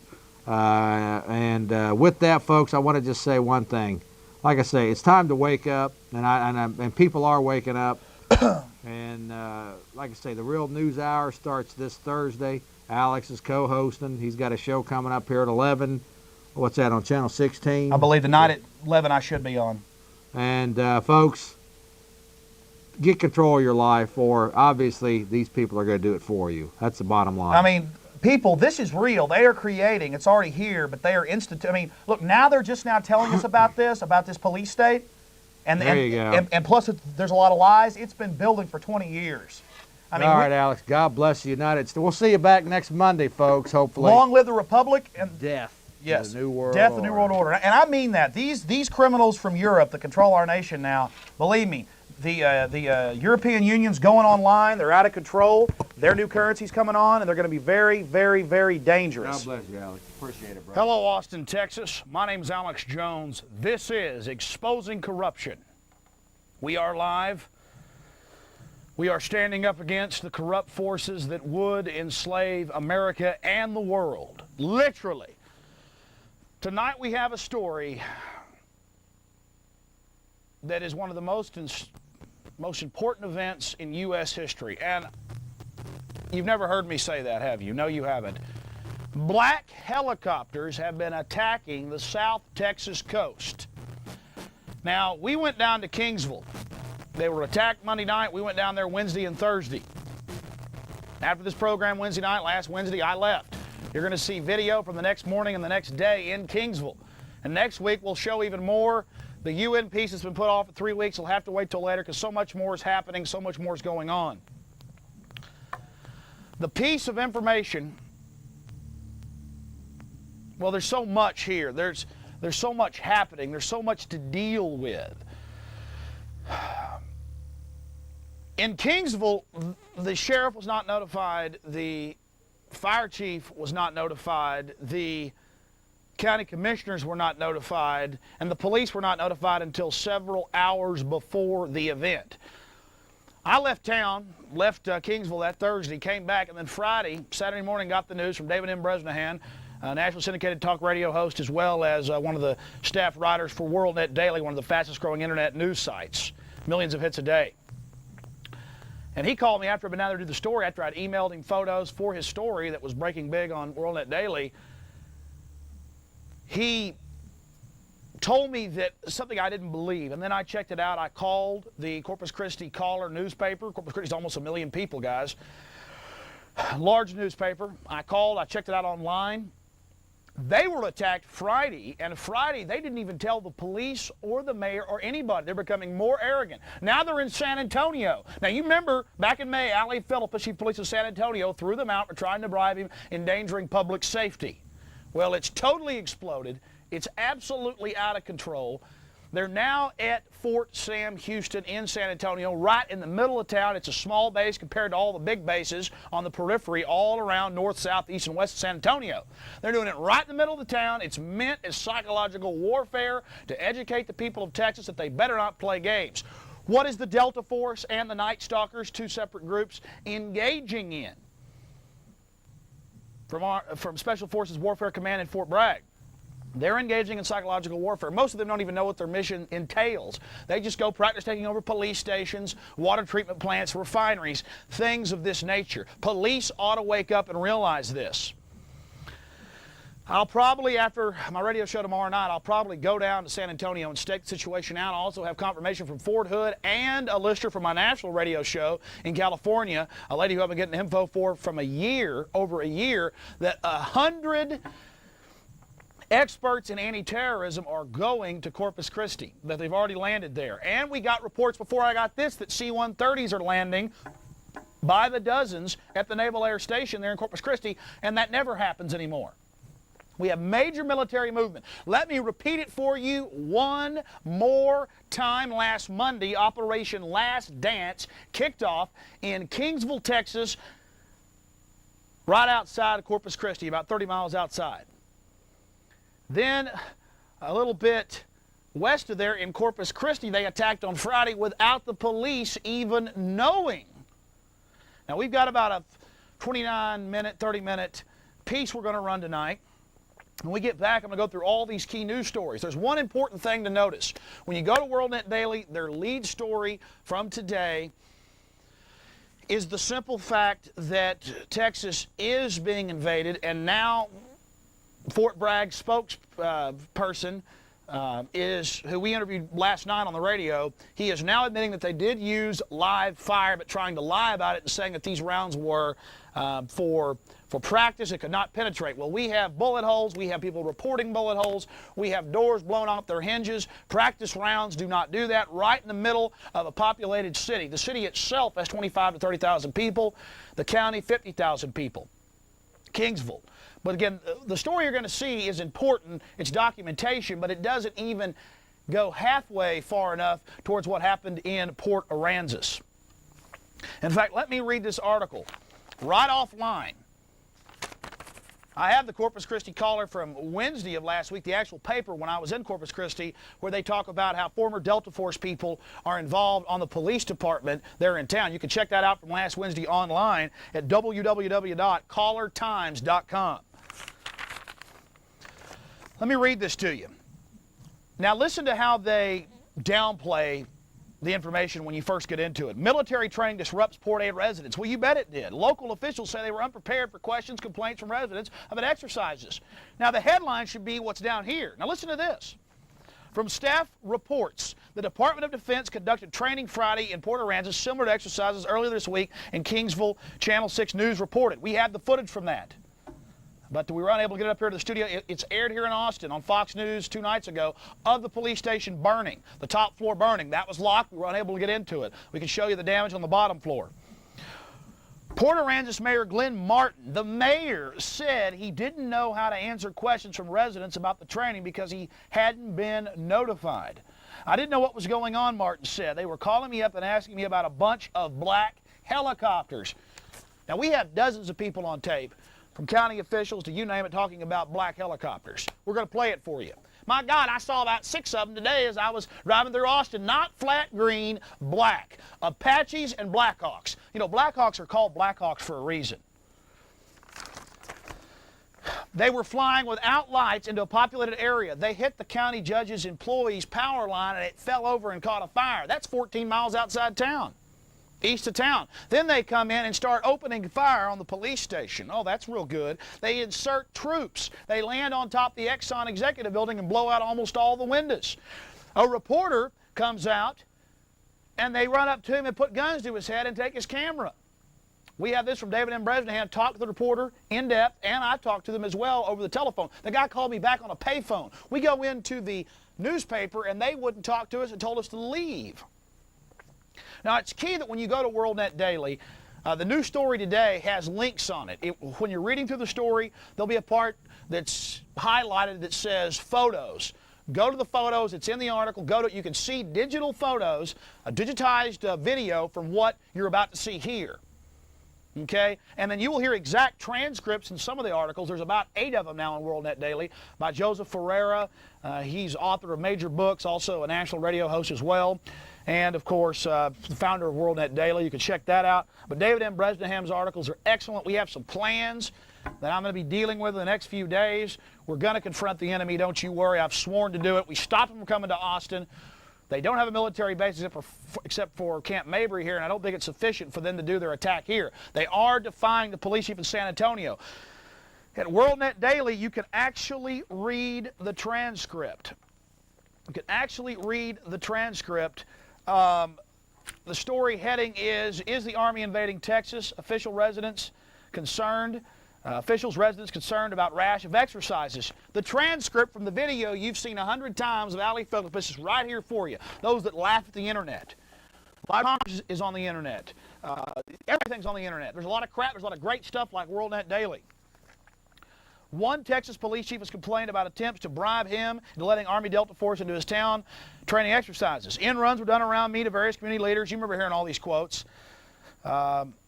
In some places, that's called bribery. It's all here for you. I mean, this just shows how we're making the news. I've had 50 calls plus from TV stations, radio stations. I've been doing interviews on KTSA in San Antonio, many others. Giving them the info. They're finally waking up here in Texas. NBC's TextNet has been picking it up at many different stations around the state. The full report was 2 minutes. The reporter was visibly shaken. The beta tapes are being sent to me to transfer to 3/4 to show you here next week. But we do it all ourselves. Mike Hanson, me, John, Buckley, and a few other people do all the work of a major news agency. We're exhausted. We're burning out. We're trying as hard as we can. Before we go to this tape, then we'll be back to actually get into some more detail for you. Repeat, this is Exposing Corruption. My name's Alex Jones. I've been fighting this stuff for around 4.5, 5 years now, and this story is unprecedented. Black helicopters attacked 2 South Texas towns. They also attacked, we now find out, several others. I'll list those later. It is absolutely incredible what is happening, guys. San Augustine and others. I mean, they're coming in after this first mission where some of the local officials knew. They told the police several hours before and had them go and get around and block off the streets in downtown Kingsville. Now, again, in Port Aransas, they did not warn them when they took over a refinery, did live fire and explosions in front of everybody. People thought banks were being robbed. People were panicking. Police came out to the scene, but they weren't about to fire on big black helicopters. This sets the precedent, guys. It was in the New York Times, a small blurb yesterday. That's all. It's been all over talk radio, though, nationwide. It's absolutely incredible, this story that we've blown wide open with a little access TV show and a radio show here locally and my national radio show.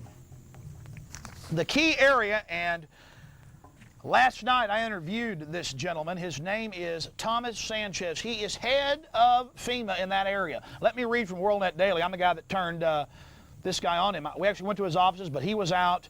We heard that he was very angry. The head of emergency management for Kingsville is the Federal Emergency Management Agency Coordinator, Thomas Sanchez. He is a highly decorated Vietnam veteran. Yeah, shot down twice. Navy veteran, wounded in Vietnam and retired after 30 years of service. He now continues to serve as the head of the military police unit for the Texas State Guard, which is under the National Guard. Do you hear that? This is not a kook. This is Federal Emergency Management Agency worker, Vietnam veteran, highly decorated, head of the Texas State National Guard. Think about it. Sanchez, and I interviewed him for 30 minutes last night, Sanchez has had extensive experience and training in special operations and has expressed deep concern to WorldNet Daily about events in Kingsville. He was asked what the purpose of the exercise was. He said that the plan involved a scenario that required military action because local police could not deal with civilians effectively. Now here's the training scenario. This is a scenario. Martial law has been declared through Presidential Powers and War Powers Act. Remember, he has a security clearance of this. And some citizens have refused to give up their weapons. They have taken over 2 of the buildings in Kingsville. The police cannot handle it, so you call on these guys. They show up and zap everybody, take all the weapons, and let the PD clean it up, described Sanchez of the scenario of the Night Stalkers were likely given. Night Stalkers, another cadre, the assassination cadre of the Delta Force.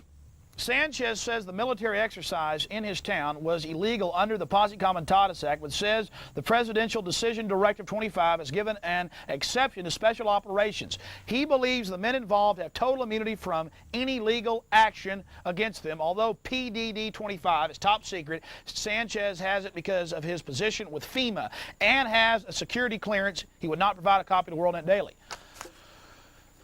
This is the real deal, guys. I interviewed him last night. I'm the guy that gave this guy to WorldNet Daily. He's down there running FEMA, head of the military police for the Texas National Guard. Vietnam veteran.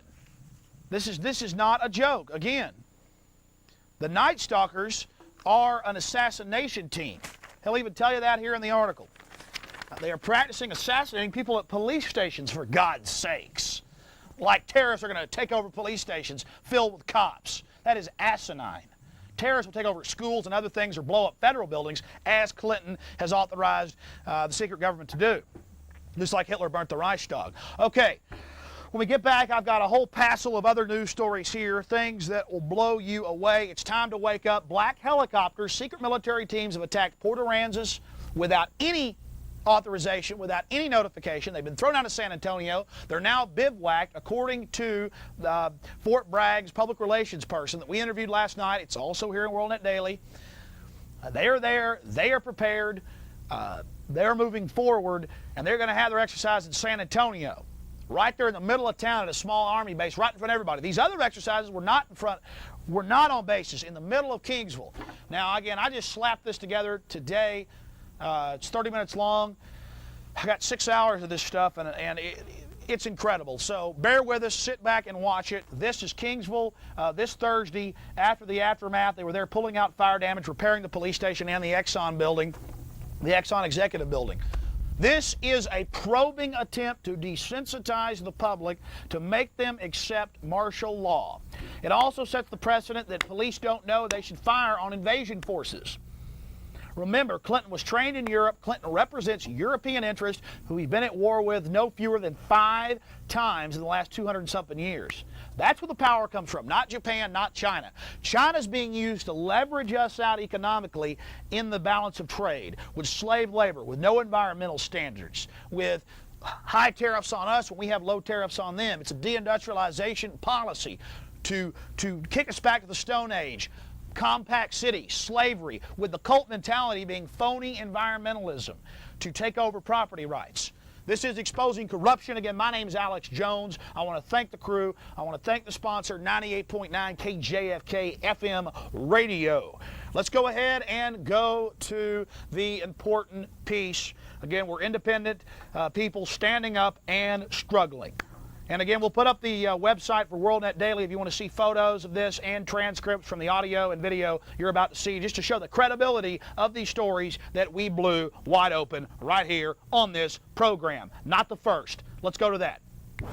On February 8th, 1999, in Kingsville, Texas, Army Special Operations Warfare Command from Fort Bragg attacked the town of Kingsville without notifying the fire department, the county judge, the county sheriff's office. But you see, they were working hand in glove with the local police department for this surprise operation, or this surprise drill, they called it, that terrified local citizens who thought the bank was being robbed, that the police station was being attacked. And they did it about 200 feet from a nursing home.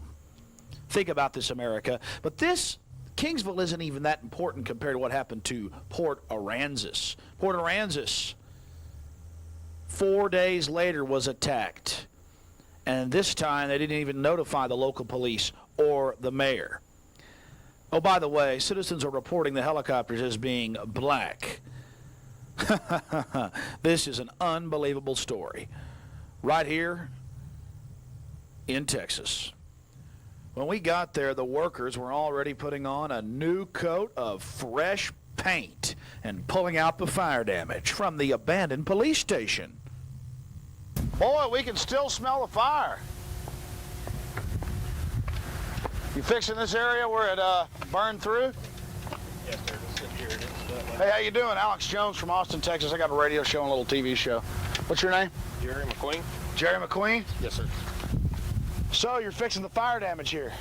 Yes, sir. Boarding up the windows and doors. So you're boarding up the windows and doors? Yes, sir. From Army Special Operations Command's work? Yes, sir. Securing it so that way no vandalism or anything. You're securing it, so no vandalism.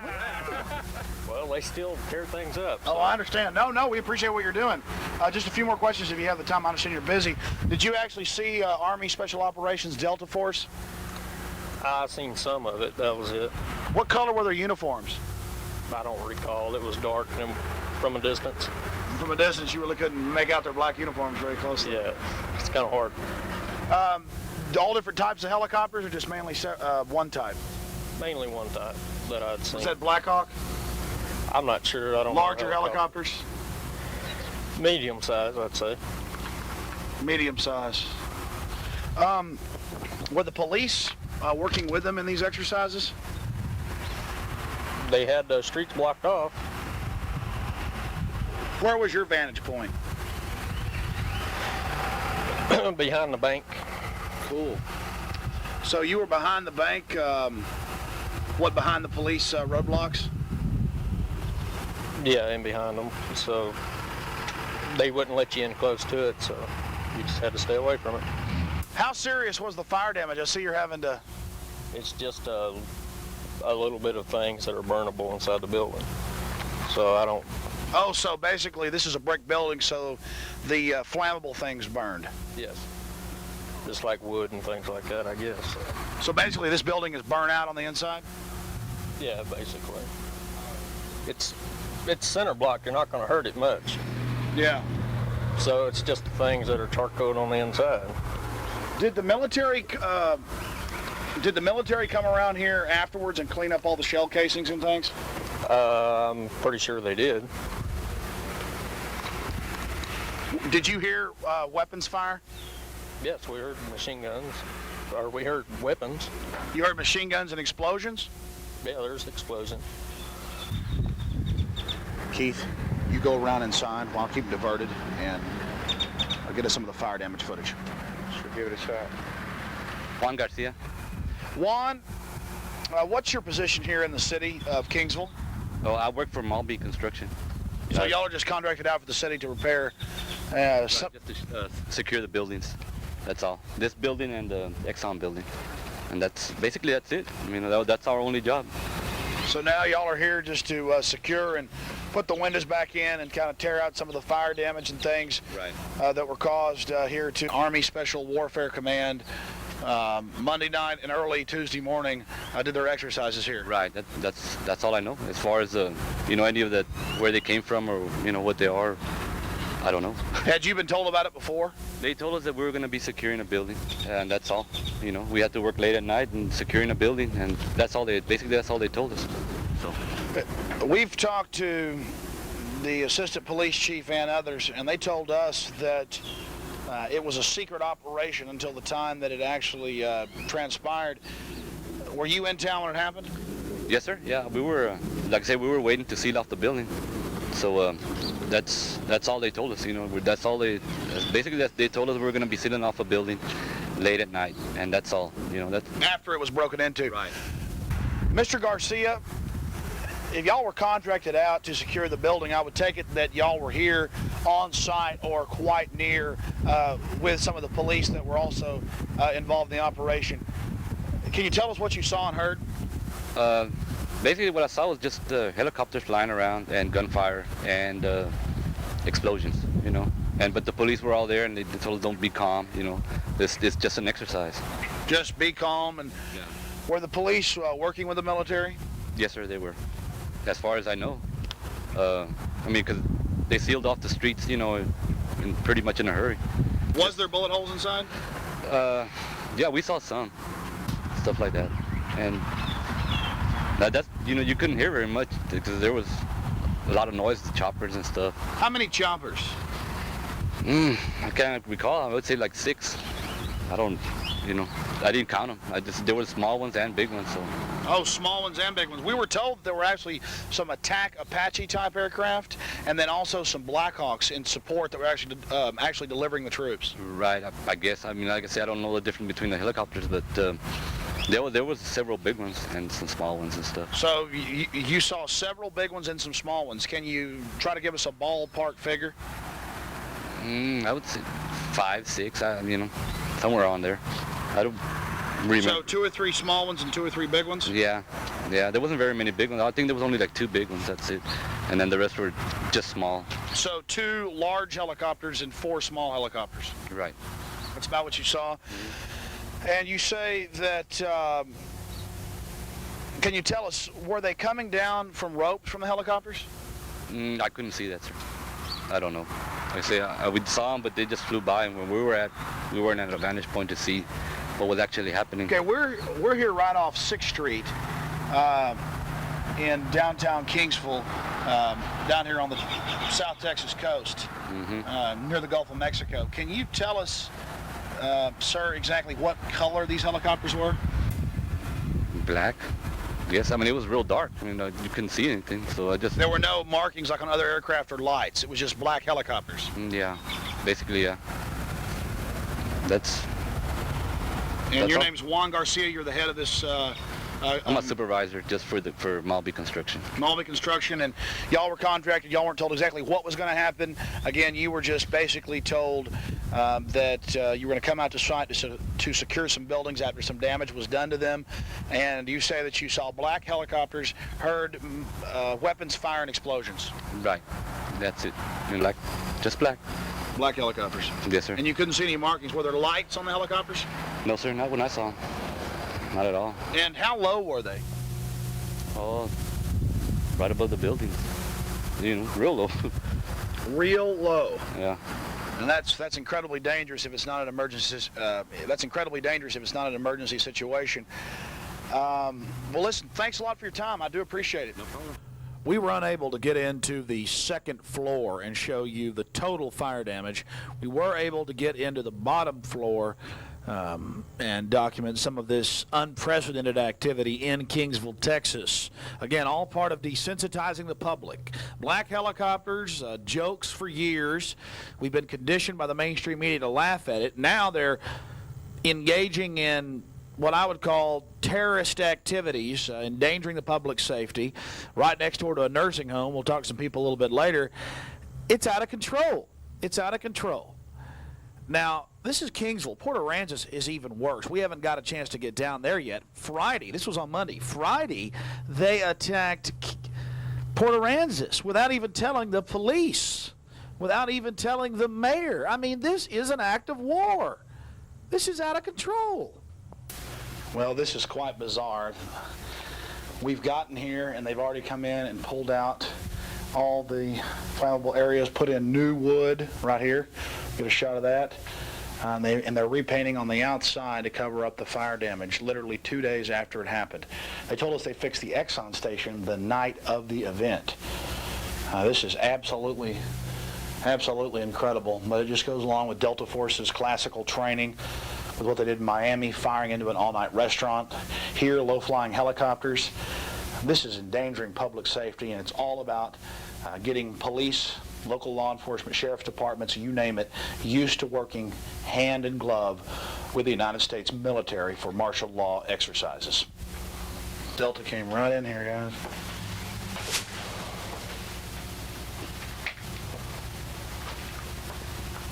God, it reeks in here of smoke. Look at that door, get a shot of that. All the doors have that done to them. Well, you can see this Yeah, residue left that's from their door blaster rounds. It's the ceramic stuff that they shoot it with, a 12 gauge. Blows out the lock. Getting a shot of that, Mike? Yeah. Quite interesting. Try to get close with that yourself, Keith.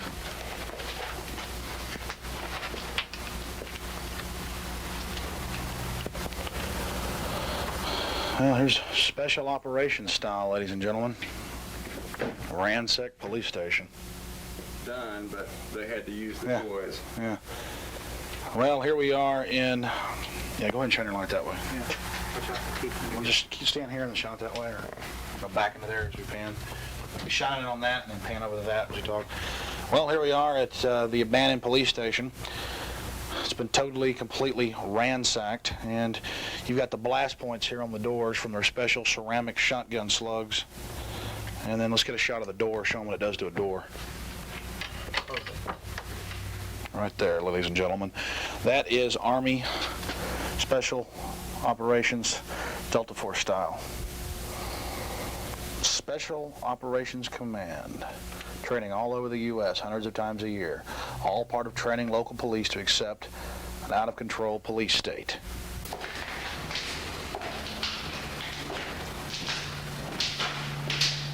Oh, yeah, here's all the fire damage. Look at all this. This is fire, see? But where, if it smells like fire and there's soot everywhere, where'd it come from? I mean, what, I guess all the paper and stuff that was in here burned. Yeah. This building's interesting. It's just all... Burnt, I believe, is the word. Oh, somebody left their water bottle there from the work they were doing.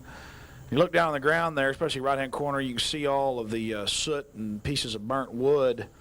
But they'd already torn all that out. Most of the fire damage, we're told, was, again, on the top story that was locked. And I'm not going to break the law. I'm not going to bust the lock open. We're told it was full of bullet holes. Again, all for your safety in the middle of civilian-populated areas. That'll train them good. That'll train them to be slaves and accept slavery. And next time black helicopters drop by from maybe a foreign nation, the police will say, well, that's just what they do. They just blow things up. Again, this is Kingsville, where some of the locals were informed. The citizens, well, they were not informed. In the middle of a populated area. But it's key to understand that in Port Aransas, and we haven't gotten a chance to get down to Port Aransas yet, according to the newspapers down there and interviews we've conducted over the telephone, the mayor and police chief and sheriff were not even informed when they attacked an oil refinery. And here you have the workers putting the second coat of paint over the fire damage. We actually talked to them, and they admitted this earlier, and we could play it again if you want. But what's the point? Just ridiculous activity. Just nauseating to accept this type of slavery. You're being desensitized. I was told this building was scheduled for demolition, but of course they're painting it. And I'll tell you why the city's doing that. Because they don't want people to see what the secret military teams are doing right here in America. Delta Force style.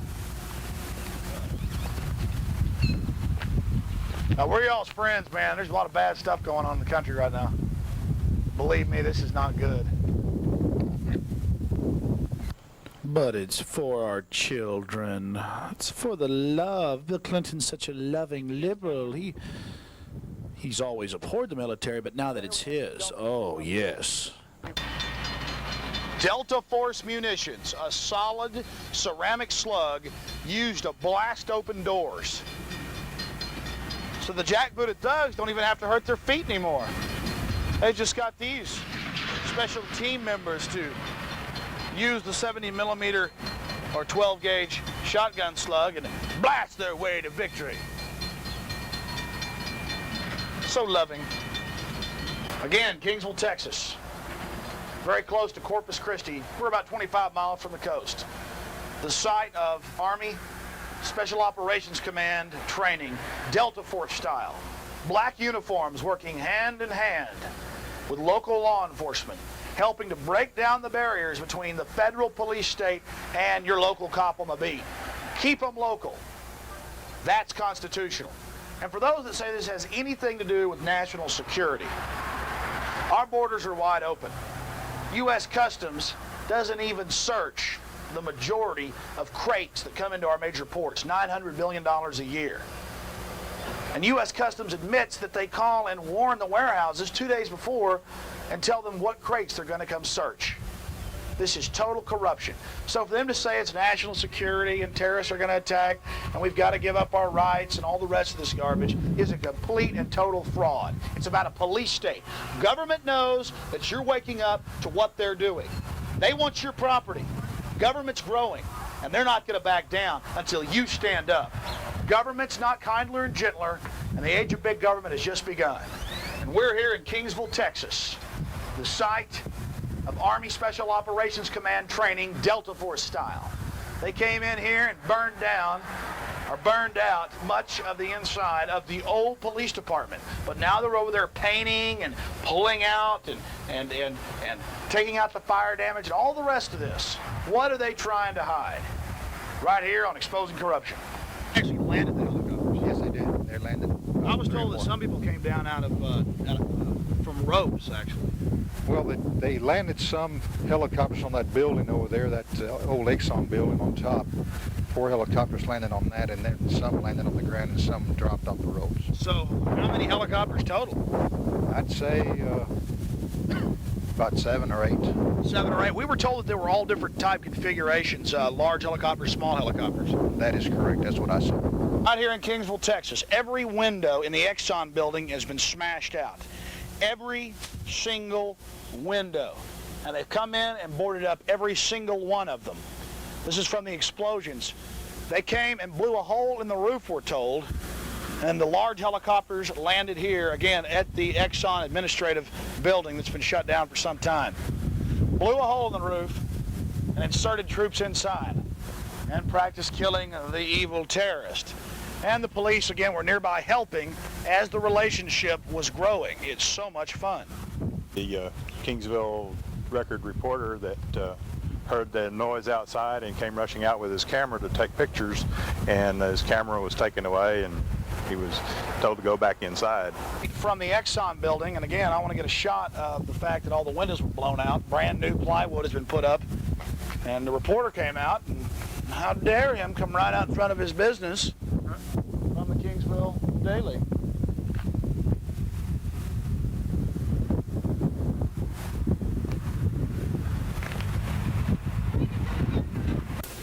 Sit down. I'll find out with that. Okay. What's your name, sir? I'm John Womack. Hey. John Womack. Nice to meet you. You guys go ahead and have a seat. Alex Jones, John. How you doing, Alex?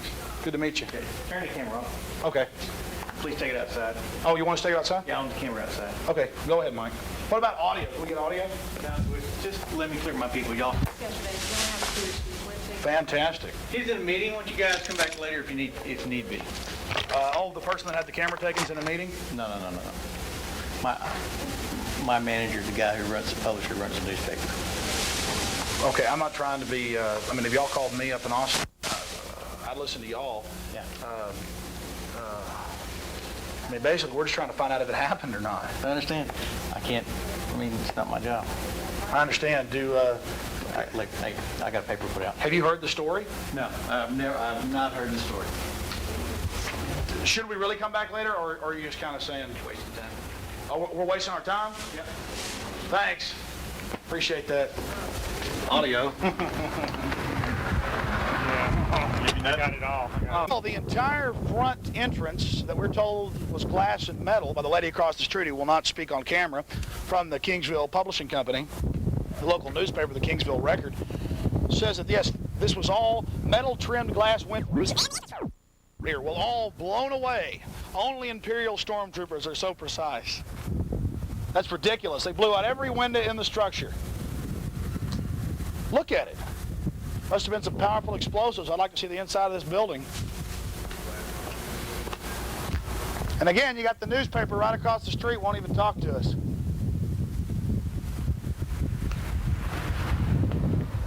About the reporter that allegedly had his camera stolen. What's your name? Judy Hayes. Judy Hayes, Alex Jones. Nice to meet you. Yes, sir. What's your position here? I'm the lieutenant in charge of the patrol division. Oh, we're told that Monday evening of this week, there was a Delta Force operation from Fort Bragg, otherwise known as Army Special Operations Command. Can you tell us how many helicopters were involved? I can tell you that Monday night there was a joint training session between the United States Army and the Kingsville Police Department. The Army was doing some sort of extraction type thing. They used 8 helicopters. Our training involved sealing off the area as if we were involved in taking care of a hazardous materials incident. So we were rerouting traffic and making sure that there was no civilian foot traffic in the area. So we got quite a bit of training in that area. Did any of your SWAT team, or I see you have 2 officers look like they're SWAT trained, did they assist the Delta Force in any way? The only participation on the part of the Kingsville Police Department was in a hazardous materials training session. We did not participate in any way with what the Army was doing.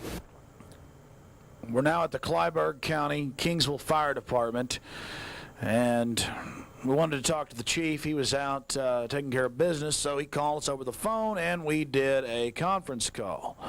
I think you'll find this conversation quite interesting. Then we'll get to some other citizens talking about black helicopters. I am the fire chief. Okay, you are the fire chief. Thank you very much. We do appreciate you taking time out to talk to us. You were called at, again, 6 p.m. in the evening, several hours before the exercise started, and you had never before been given any information on this? No, I hadn't. You hadn't? I had not had any information prior to the time that the chief advised me. But y'all were able to get the fire under control once y'all got there? Oh, yes, definitely. I think what probably happened is when the fire started, it seems that they tried to extinguish it themselves with dry chemicals, and they were unable to, and that's why the fire escalated to the point that it did. Oh, so the Delta Force tried to put out the fire themselves? There was evidence to that. What's your name again, sir? Carlos Lerma. Carlos Lerma? Yeah. Well, it's good to meet you, City Manager. We just like to ask you some simple questions. As a matter of fact, they used an exercise to secure an area where we might have a hazardous material escape, like from a railroad tracks. We have trains that carry some materials that could be hazardous to you, and sometimes they have spills or an accident on the bypass. So they practiced an exercise to secure an area. Oh, so local law enforcement actually worked with them? Yeah. Actually worked with Special Forces. Special Forces from Fort Bragg? Yeah. Delta Force? Yeah. Are they planning to train any time in the future again here? Not here. As far as I know, no. They're going to do it somewhere else. Did they tell you where? No. Somewhere in Texas, or? Yeah, in Texas. Somewhere in Texas. Name? Gracie. Gracie? Uh-huh. Gracie, you live here in Kingsville?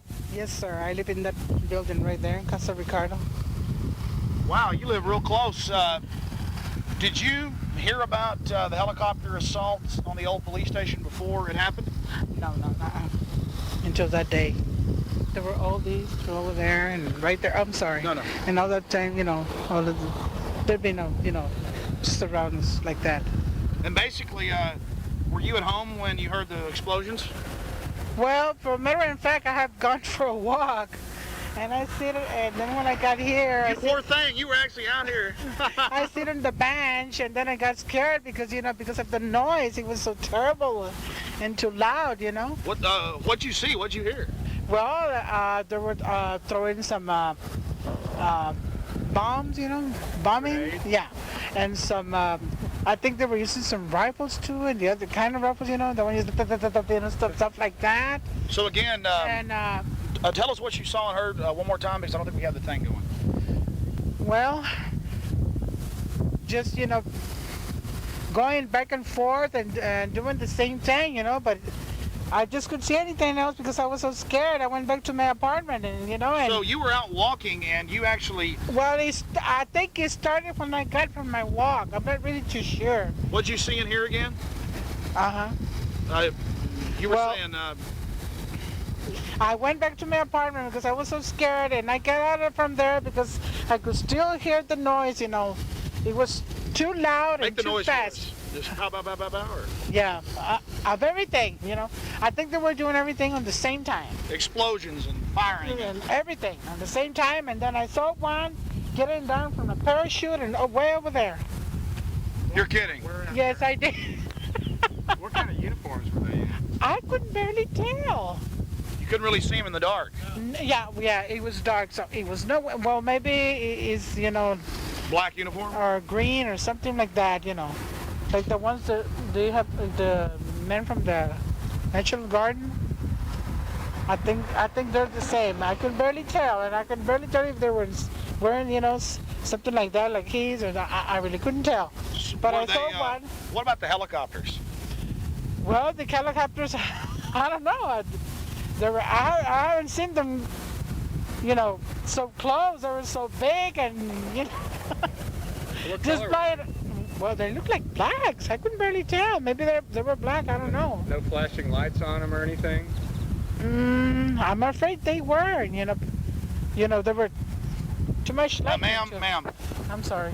What's your first and last name again? Gracie, we were just driving back by the police station that had the activities where they were practicing taking over the police station. We just stopped, and we didn't say a word to you about black helicopters, did we? No. We just asked you what you saw, and you said you heard pop, pop, pop, and you said... Well, I got to see the helicopters anyway, and I got to see them. And they were black, you're saying? I think. I'm not too sure, because I see them on TV, so it I was don't nighttime, and yeah. Yeah, between, it was 7 to 9 in the evening, 7 to 9. And it was a fire, but I don't know where. I think it was in that building. They've already painted over it. Yeah. Wasn't it all black this morning? Yeah, it's been all these days like that. I think they fixed it up. But I couldn't tell if it was, right there or over there. So I guess... Now, wait. You said you saw somebody with a parachute. Can you point the direction where you saw the guy in the parachute? Well, let's see. Like near the fence, way over there. Way a couple hundred yards over there? Yeah. Now, are they coming down from ropes or actual parachutes?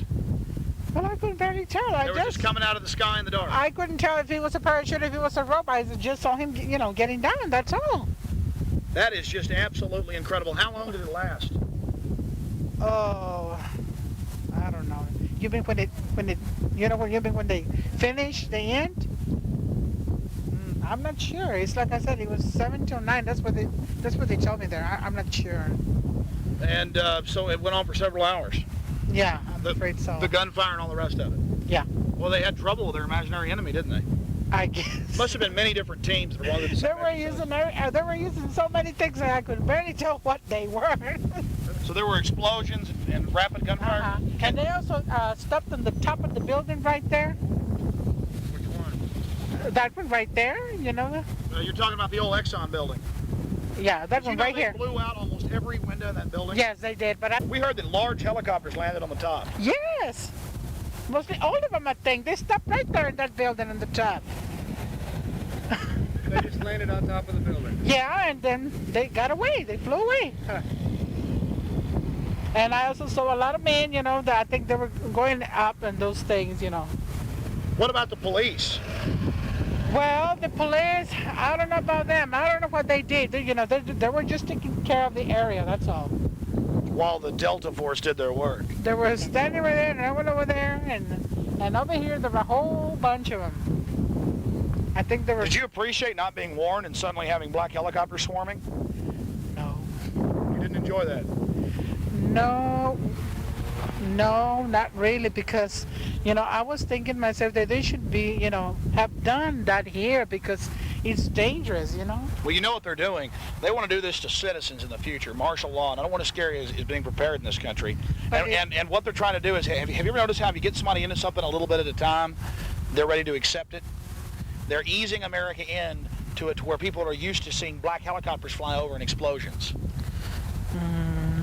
I don't know what to say about that. Well, I'm not trying to scare you. They're not coming after you. No, it's all right. Don't worry, they're coming after Even if they are, maybe the others they are. They said a war is coming this way, so I don't know. Maybe, they just wanted us to know, to see how, how they fight in the war. That's what I've been thinking about it. You're right. They want you to know that they're ready. And maybe, if that war comes over here, that war, it probably would be, the noise, would be more louder and stronger, Out of the mouths of babes. Innocent, nice old lady. Here she is. They want you to know. And so next time when it comes, it's going to be bigger and you'll know what to do. Desensitization. Use your common sense. This is Exposing Corruption. We're out of time. We've played over 30 minutes of tape, but next week we'll play some more. That's right. Next week we will play some more. We have dozens of other interviews, more information. We've got about 11 minutes left. Again, my name is Alex Jones. This is Exposing Corruption. I want to thank the crew. Buckley even came in tonight despite the fact that he's sick. My girlfriend's sick. A lot of people are sick right now. Again, if you just tuned in to what you're seeing, black helicopters. Black, you heard the fire chief, you heard many other people, workers that were there repairing the damage. Black helicopters attacked Port Aransas and Kingsville. Now, in Kingsville, they had prior knowledge. Only the police force did. The sheriff's department, many others did in a highly dangerous situation. They knocked down a power line outside town, created some serious fire damage and a serious hazard with live fire in the middle of Kingsville. The city itself, 25,000 people, 50,000 people in Clayburgh County, the county that Kingsville is centrally located in, about 30 miles outside of Corpus Christi. The Corpus Christi newspaper, and I've called to confirm this, the Corpus Christi Caller Times, you can check it out, callertimes.com. One Texas police, this is WorldNet Daily, excuse me, you can check it out. The mayor, Port Aransas Mayor Glenn Martin, said he didn't know how to answer questions from residents about the training because he hadn't been notified. This happened 4 days later on Friday night. I didn't know what was going on, Martin said. They were calling me up and asking me about a bunch of black helicopters. They took over a refinery in this case. Federal Emergency Management Coordinator in Clyburn County and Director of FEMA repeat in Kingsville, former Vietnam veteran, 2.5 terms till he was almost mortally wounded. Thomas Sanchez was on my radio program last night. Next week we'll probably play some audio clips for you. Can't get him up here in town. I understand why. He's also head of the Texas State National Guard military police. This is not a kook. This is a FEMA person. This is serious. He says that preparing for martial law. You can also see a transcript of the interview that he did with WorldNet Daily. I turned him on to them. Down there, he's very angry, where he talks about Presidential Directive 25. They're preparing for martial law. He told me last night and Central Texas that he is extremely angry and that these people are the enemy in the Delta Force. Again, I'm getting massive support from people at Fort Hood, Marines, Army, you name it. They're very angry.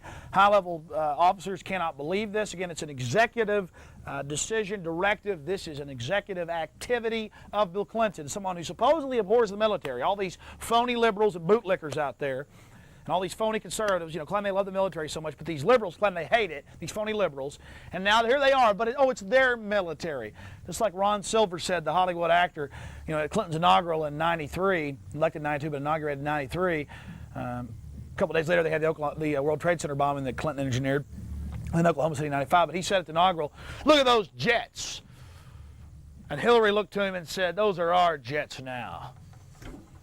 Think about it. They love you. They're going to take good care of you. Suddenly, the newer, kindler, gentler military girding itself in the special teams in black, expanding the teams. And Governor Bush, Monday night, he released his statement. You can read it at WorldNet Daily. We've also called, confirmed with their office. That's worldnetdaily.com. In fact, is there a way, guys, to put up WorldNet Daily. It's www.worldnetdaily.com, real fast. And then, of course, the address at the end of this program. We're going to launch our own internet site with information for you, but we got busy building Joe Campana a new house because the city was going to bulldoze it, so we haven't gotten on this new project as of yet. We're too busy going out of town and things to confront what's happening. Governor Bush says, well, the local people, it's up to them if they're going to have the military to do these live fire training exercises. Well, number one, it's a direct violation of the 10th Amendment and the Posse Comitatus.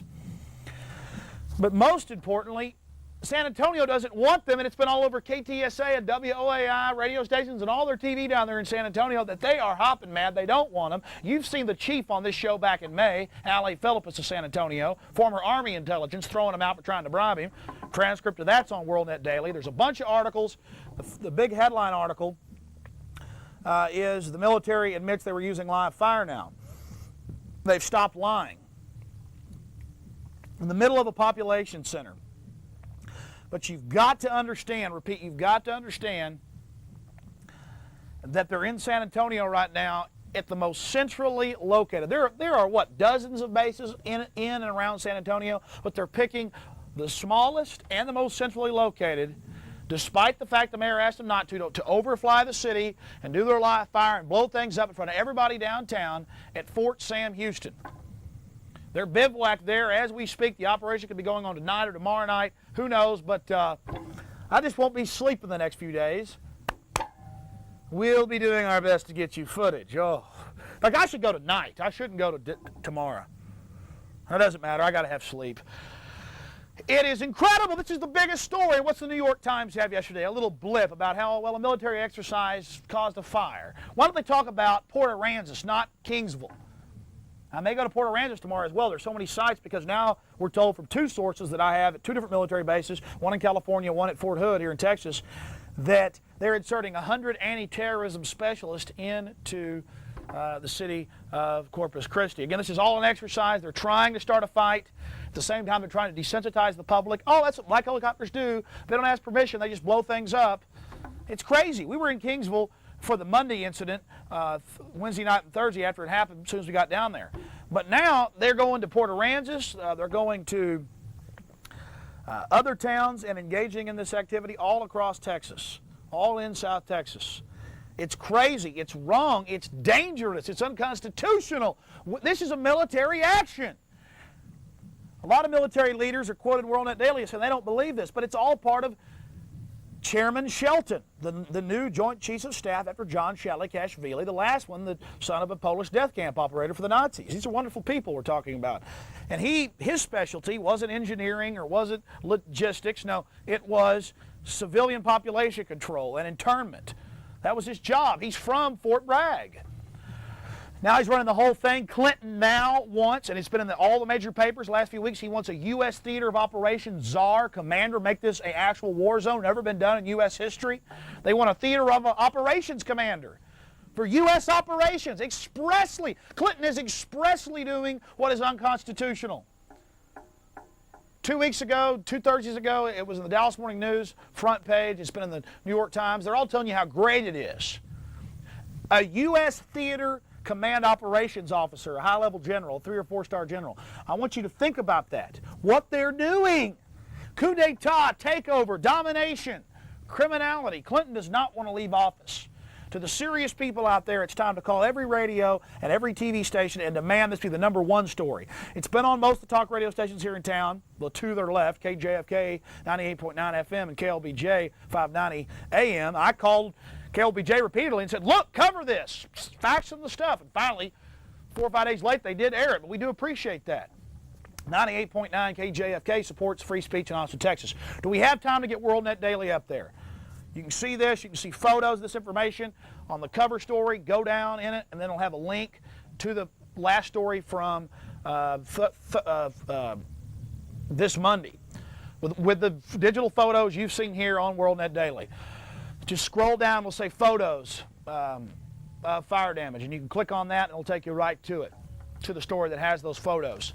So again, guys, we're not making this stuff up. It's worldnetdaily.com. There you go, WorldNet Daily. We'll put up an address for you later to write to us or any other information here in Austin, Texas. Again, my name is Alex Jones.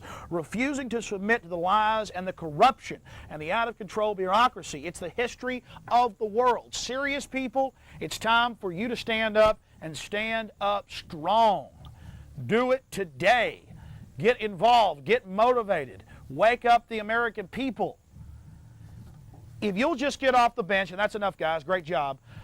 If you'll just get off the bench and get proactive and cease to be a spectator and get in the game in some small way, you don't have to save the world by yourself. It's not a drive-through window instant solution. Expend the energy, toil in the fields, watch the fruits bear. That's what it comes down to. Now, there's so many lies, there's so many brands of corruption, there's so much garbage, there's so many balkanized systems, problem, reaction, solution, order out of chaos. Smash through it. Smash through it today. You have the capacity, you have the will, you have got to do it. Come on. Listen to me. They've taught you not to believe in anything. They've taught you to never come to a decision. They've taught you to never believe in anything concrete and solid. Meanwhile, you're rudderless out there and they're driving forward towards a human boot, as Orwell said, or towards a boot stomping on the human face. Come on! All this phony environmentalism, all this phony garbage, they're dumping it all on the rest of the world. It's about your property, it's about your life, it's about your kids. Clinton signed $2.4 billion for federal checkpoints to check for seat belts, at the same time search your vehicle. They're getting citizens involved. And now you've got a FEMA director down in that area telling you, Thomas Sanchez, you've got him telling you, Presidential Directive Decision 25, I've warned you about it. They're getting ready. Hoarding of food can get you in a labor camp. This is history. Come on. Well, there it was. Yeah. What do you think of that? Well, see, the thing that Bruce Elfant fails to talk about, you know, he said, yeah, the people who have these permits to carry their gun, it's like they're criminals. Mm-hmm. You get a traffic citation, you're a criminal. You're a statistic.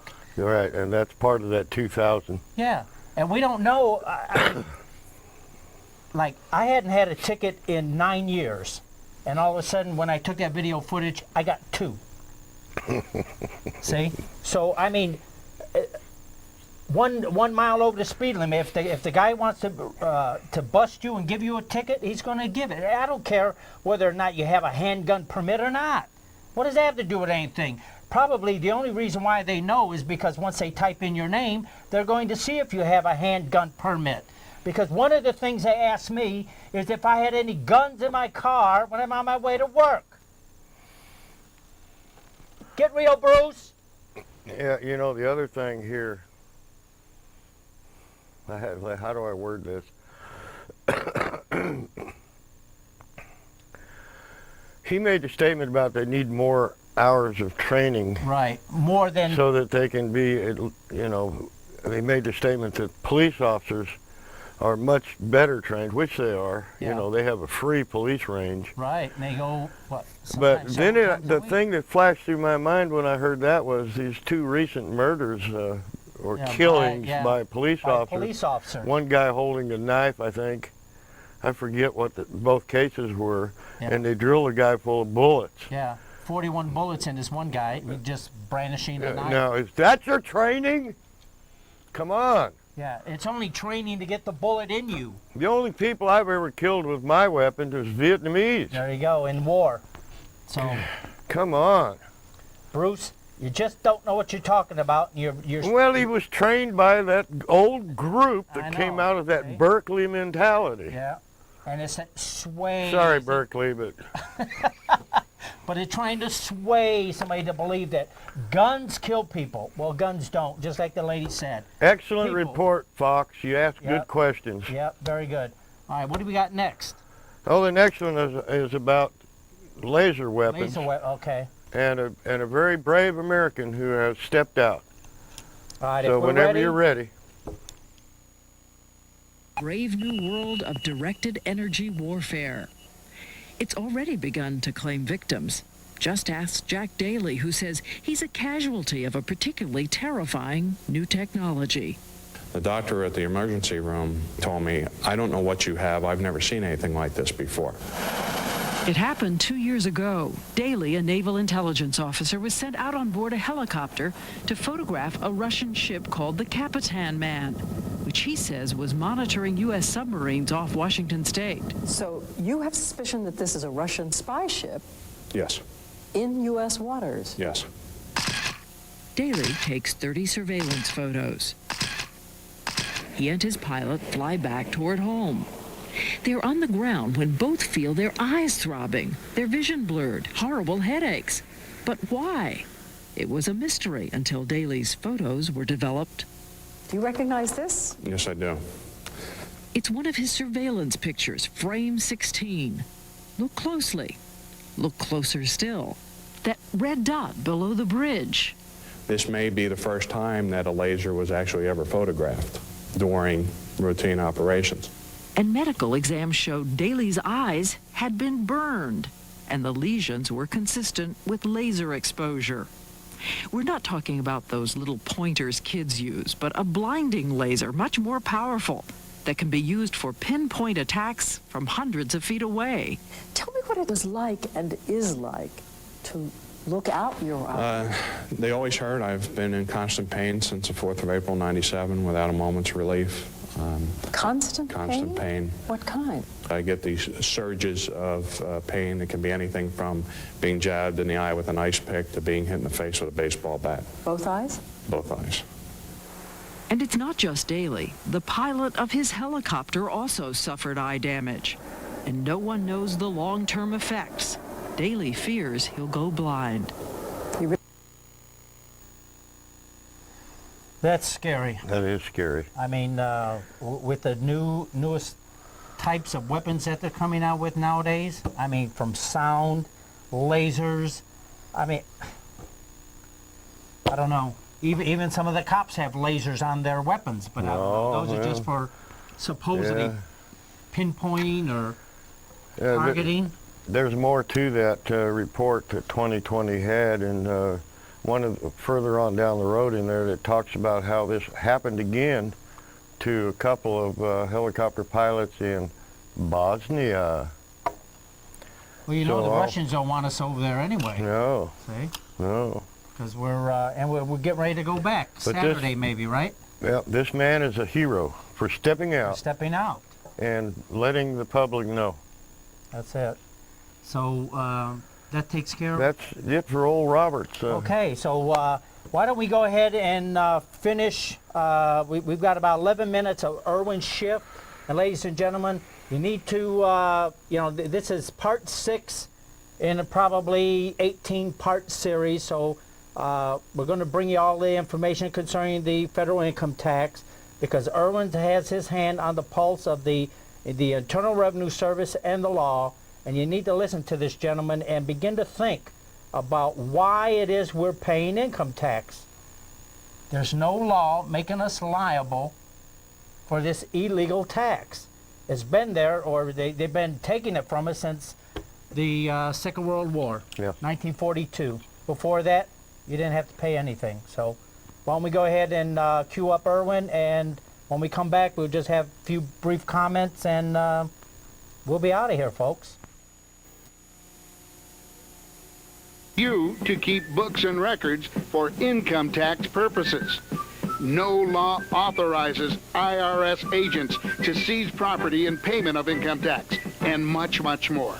In short, you'll discover that the federal government has been collecting income taxes in violation of law. By Dan Burton to one of his constituents, who's probably a pupil of mine, who said, look, as far as I can see, there's no law making you liable. And look what the congressman says. You are correct in your assertion that the word liable, or terminology liability for tax, is not included in any section of the Internal Revenue Code. So here is a letter that a congressman says to his constituents that there is no section of the law making you liable. Is that right? Is that right?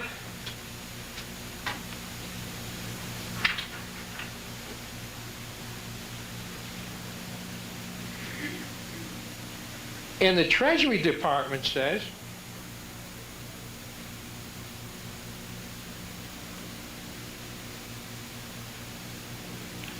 where is that? And the Treasury Department says, the law says, you're only required to file and pay if you're liable.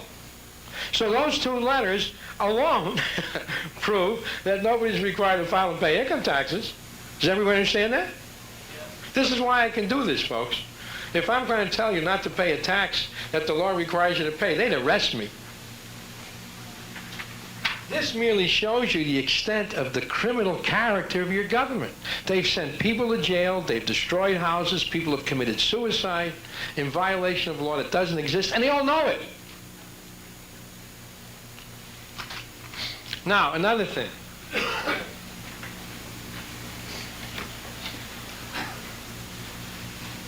This was a chart in Money Magazine. It showed they send people to a number of accounting firms with the same facts. According to Money Magazine, these facts indicated that the amount of tax due was $43,000. They cite the accounting firms.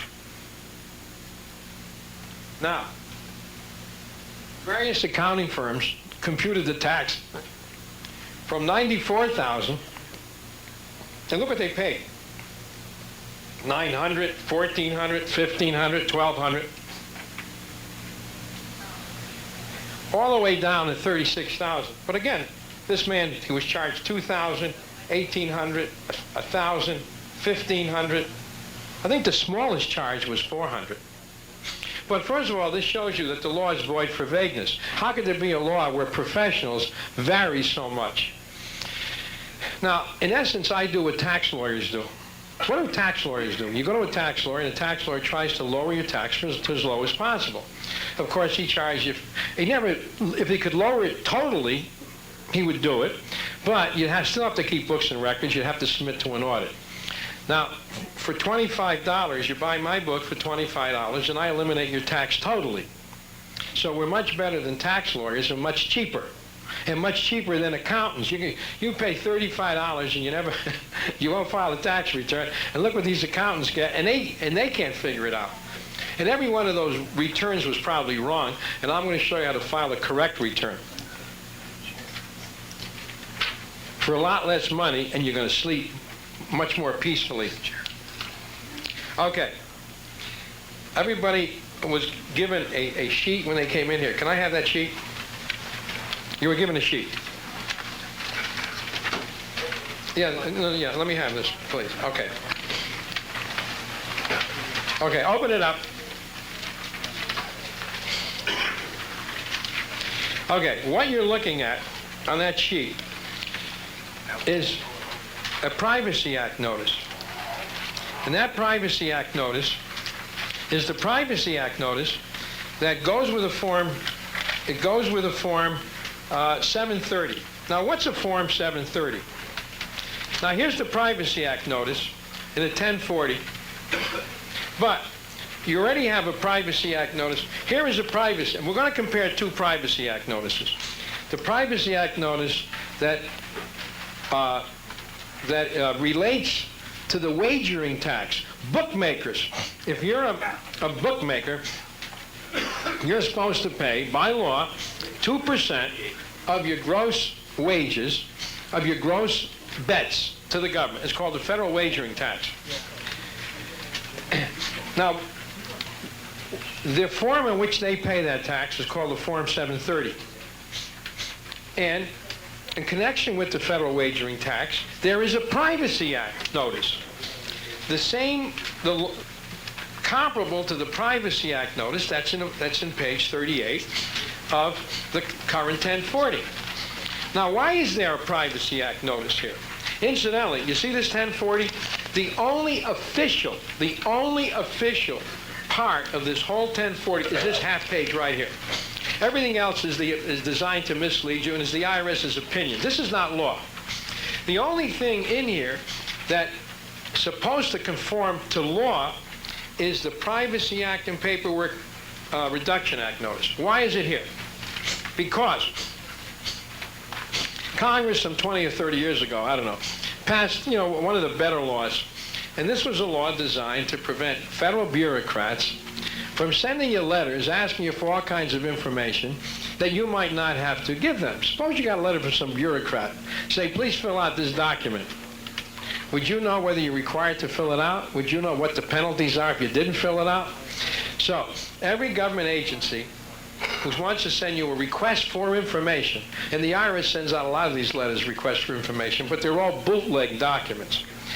Because any government agency that asks for information is supposed to send that request of information to the Office of Money and Budget, and if they think it's appropriate and required by law, they give them an OMB number. It's called OMB number, and it's shown here on the 1040. If you open up, now what did I just do with my glasses?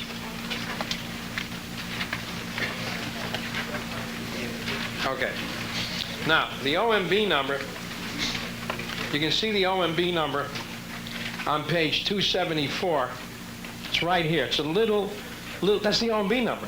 Now, if any government agency sends you a document asking for information, and if there's no OMB number, it's a bootleg form. You don't even have to reply to it. Okay. So, any government agency that asks for information must tell you whether giving the information is voluntary or mandatory, and what will happen to you if you don't give it. Now, incidentally, how many people filed tax returns last year? Let me see a show of hands. Okay. Now, who told you you had to file those tax returns? Anybody tell you? Did the government tell you? Now, how'd you know you had to file it? Your lawyer told you, right? Well, who's your lawyer? He told you? Did he show you any statement from the government that you're required to file? Well, let's take a look. No. Oh, let's take a look at the form in the mail. Here's the form in the mail you got. Let's see if it tells you you're required to file. Okay, let's see. Now, let's take a look at this form that bookmakers get. First of all, if you look at the form, it says you must file a Form 730 and pay the tax on wagers under Section 4401. So bookmakers are told that they're required to file a Form 730. As a matter of fact, they're told they have to do it 3 times.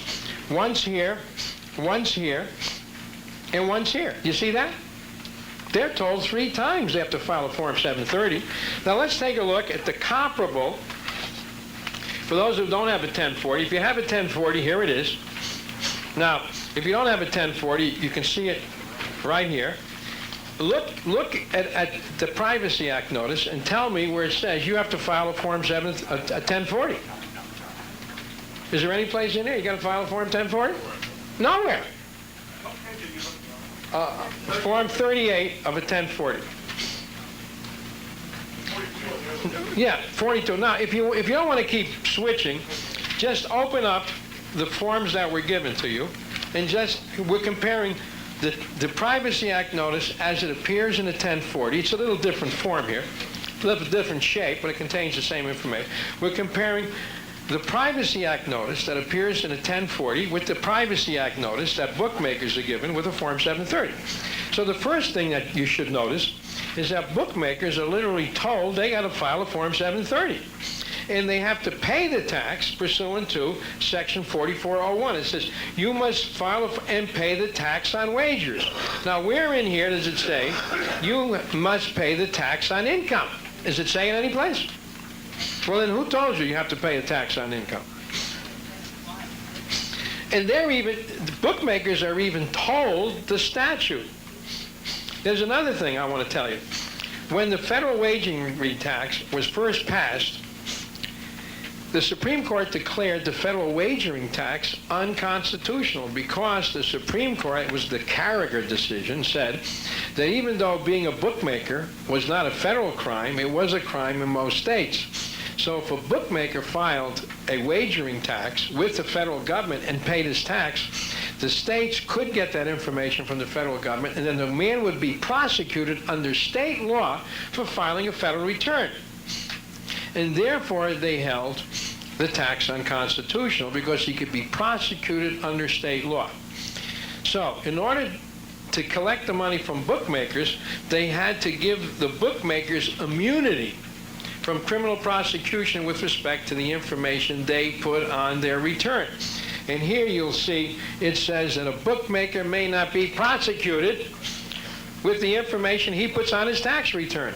Now, the Supreme Court, on the other hand, has said people who file tax returns can be prosecuted with the information because it's voluntary, and you're given a Miranda warning right here. If you look on your 1040 booklet, it says right here, we may give the information to the Department of Justice so they can use the information against you, and we may give it to other federal agencies as provided by law. We may also give it to the states, the District of Columbia, to carry out, and we may give it to foreign governments. Now, how many people here, if the government said to you, look, give us this information, and we want to be able to use it against you. We want to be able to prosecute you with this information. We want to be able to give it to the states so they can prosecute you, and we want to be able to give it to the federal, foreign governments. How many would say, yeah, it's okay with me. Use all this information against me? How many would say it's okay with me? None of Well, I tell you. Oh, we're back. That's extremely interesting. I know. He's, ladies and gentlemen, if you've never seen Irwin Schiff in person, he's just like your dad. I mean, that's the way he comes across. He's very open, very straightforward, very honest. And if you want to find out some more about Irwin Schiff and the book called The Federal Mafia, go down to your library. It's free. Okay, and you can check it out, and you can check the information in the Federal Mafia from the library. If you're like me and you really want to know what the code said, you just go down to the library. You won't get this particular code because I had to buy this, but you get Title 26. Ask the librarian at the library for Title 26, the Internal Revenue Code, and you'll understand that the paying of income tax is not a legal thing to do. You're breaking the law and you don't even know it. But the IRS doesn't care. No. See, that's a law they love you to break. Show me the money. Yeah. Anyway, but there it is, folks. Yeah, and by the way, before I forget, I want to thank Agent Jesse and okay. Agent Rusty for those film clips that I got. Thank you, gentlemen. We appreciate it. And like I said, we get a lot of our information right from viewers. Yeah, send it in, folks. Yeah. That's great. And you could either mail it down here to Access Television over off 11th Street, and I guess this is what, Northeastern? Gee, do you think our leader... we have to we check. should have checked with our leader. Yeah, we better check with our leader because we don't want to get in trouble. Like fluoride that we're going to do another special on, right? Yes. Next week, ladies and gentlemen, we're going to have a tape on fluoride because I was in the news, what was that, yesterday's news? Yeah. The 17th, yesterday. There's an article in talking about fear of fluoride. And we've done several shows on fluoride, talked about fluoride itself, talked about chlorine. Chlorine, right, cancerous. And poison, cancer. Fluoride causes yellow spots on your teeth, may even be brown spots, accumulates in the brain. Yeah, real quickly. Well, I think we said some of this before. Fluoride is, after all, an extremely toxic compound that originally was sold as a bug and rat poison. It causes lots of problems ranging from cancer to impaired brain function. Adolf Hitler tested with fluoride on his captives, and it's what it did is it made them complacent. Brittle bones, fluorosis, white splotches on the teeth indicate weak enamel. An estimated 22% of American children, have some form of fluorosis.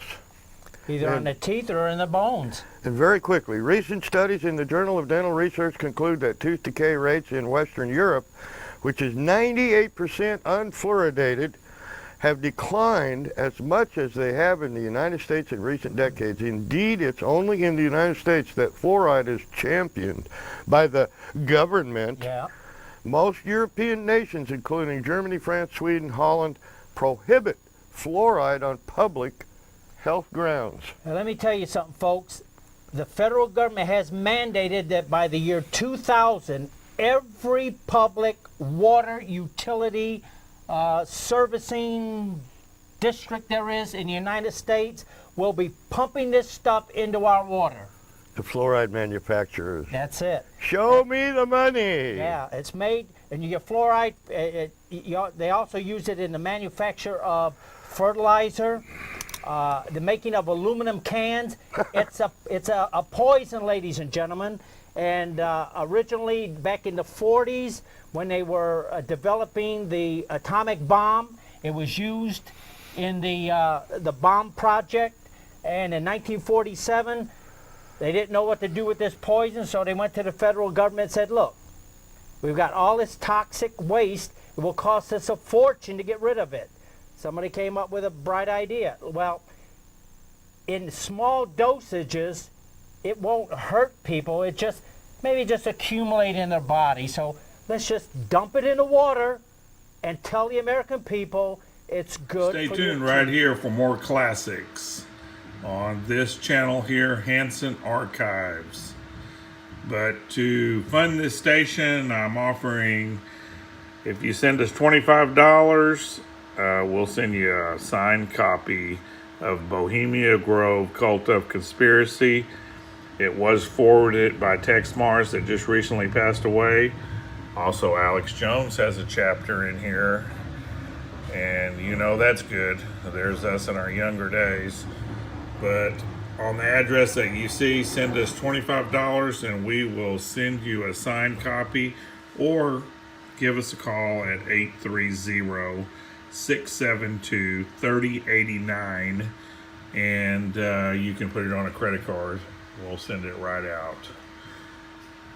But that's what we need to help fund this channel, folks. So help us get all the classics uploaded to YouTube. We got hundreds and hundreds of old Alex Jones and Jeff Davis and a bunch of other patriots that we need to upload. About 25-year-old tapes. Up here. All right, that's it. All right, who wants to lead? Let Gene go. Go ahead. Yes, sir. All right. God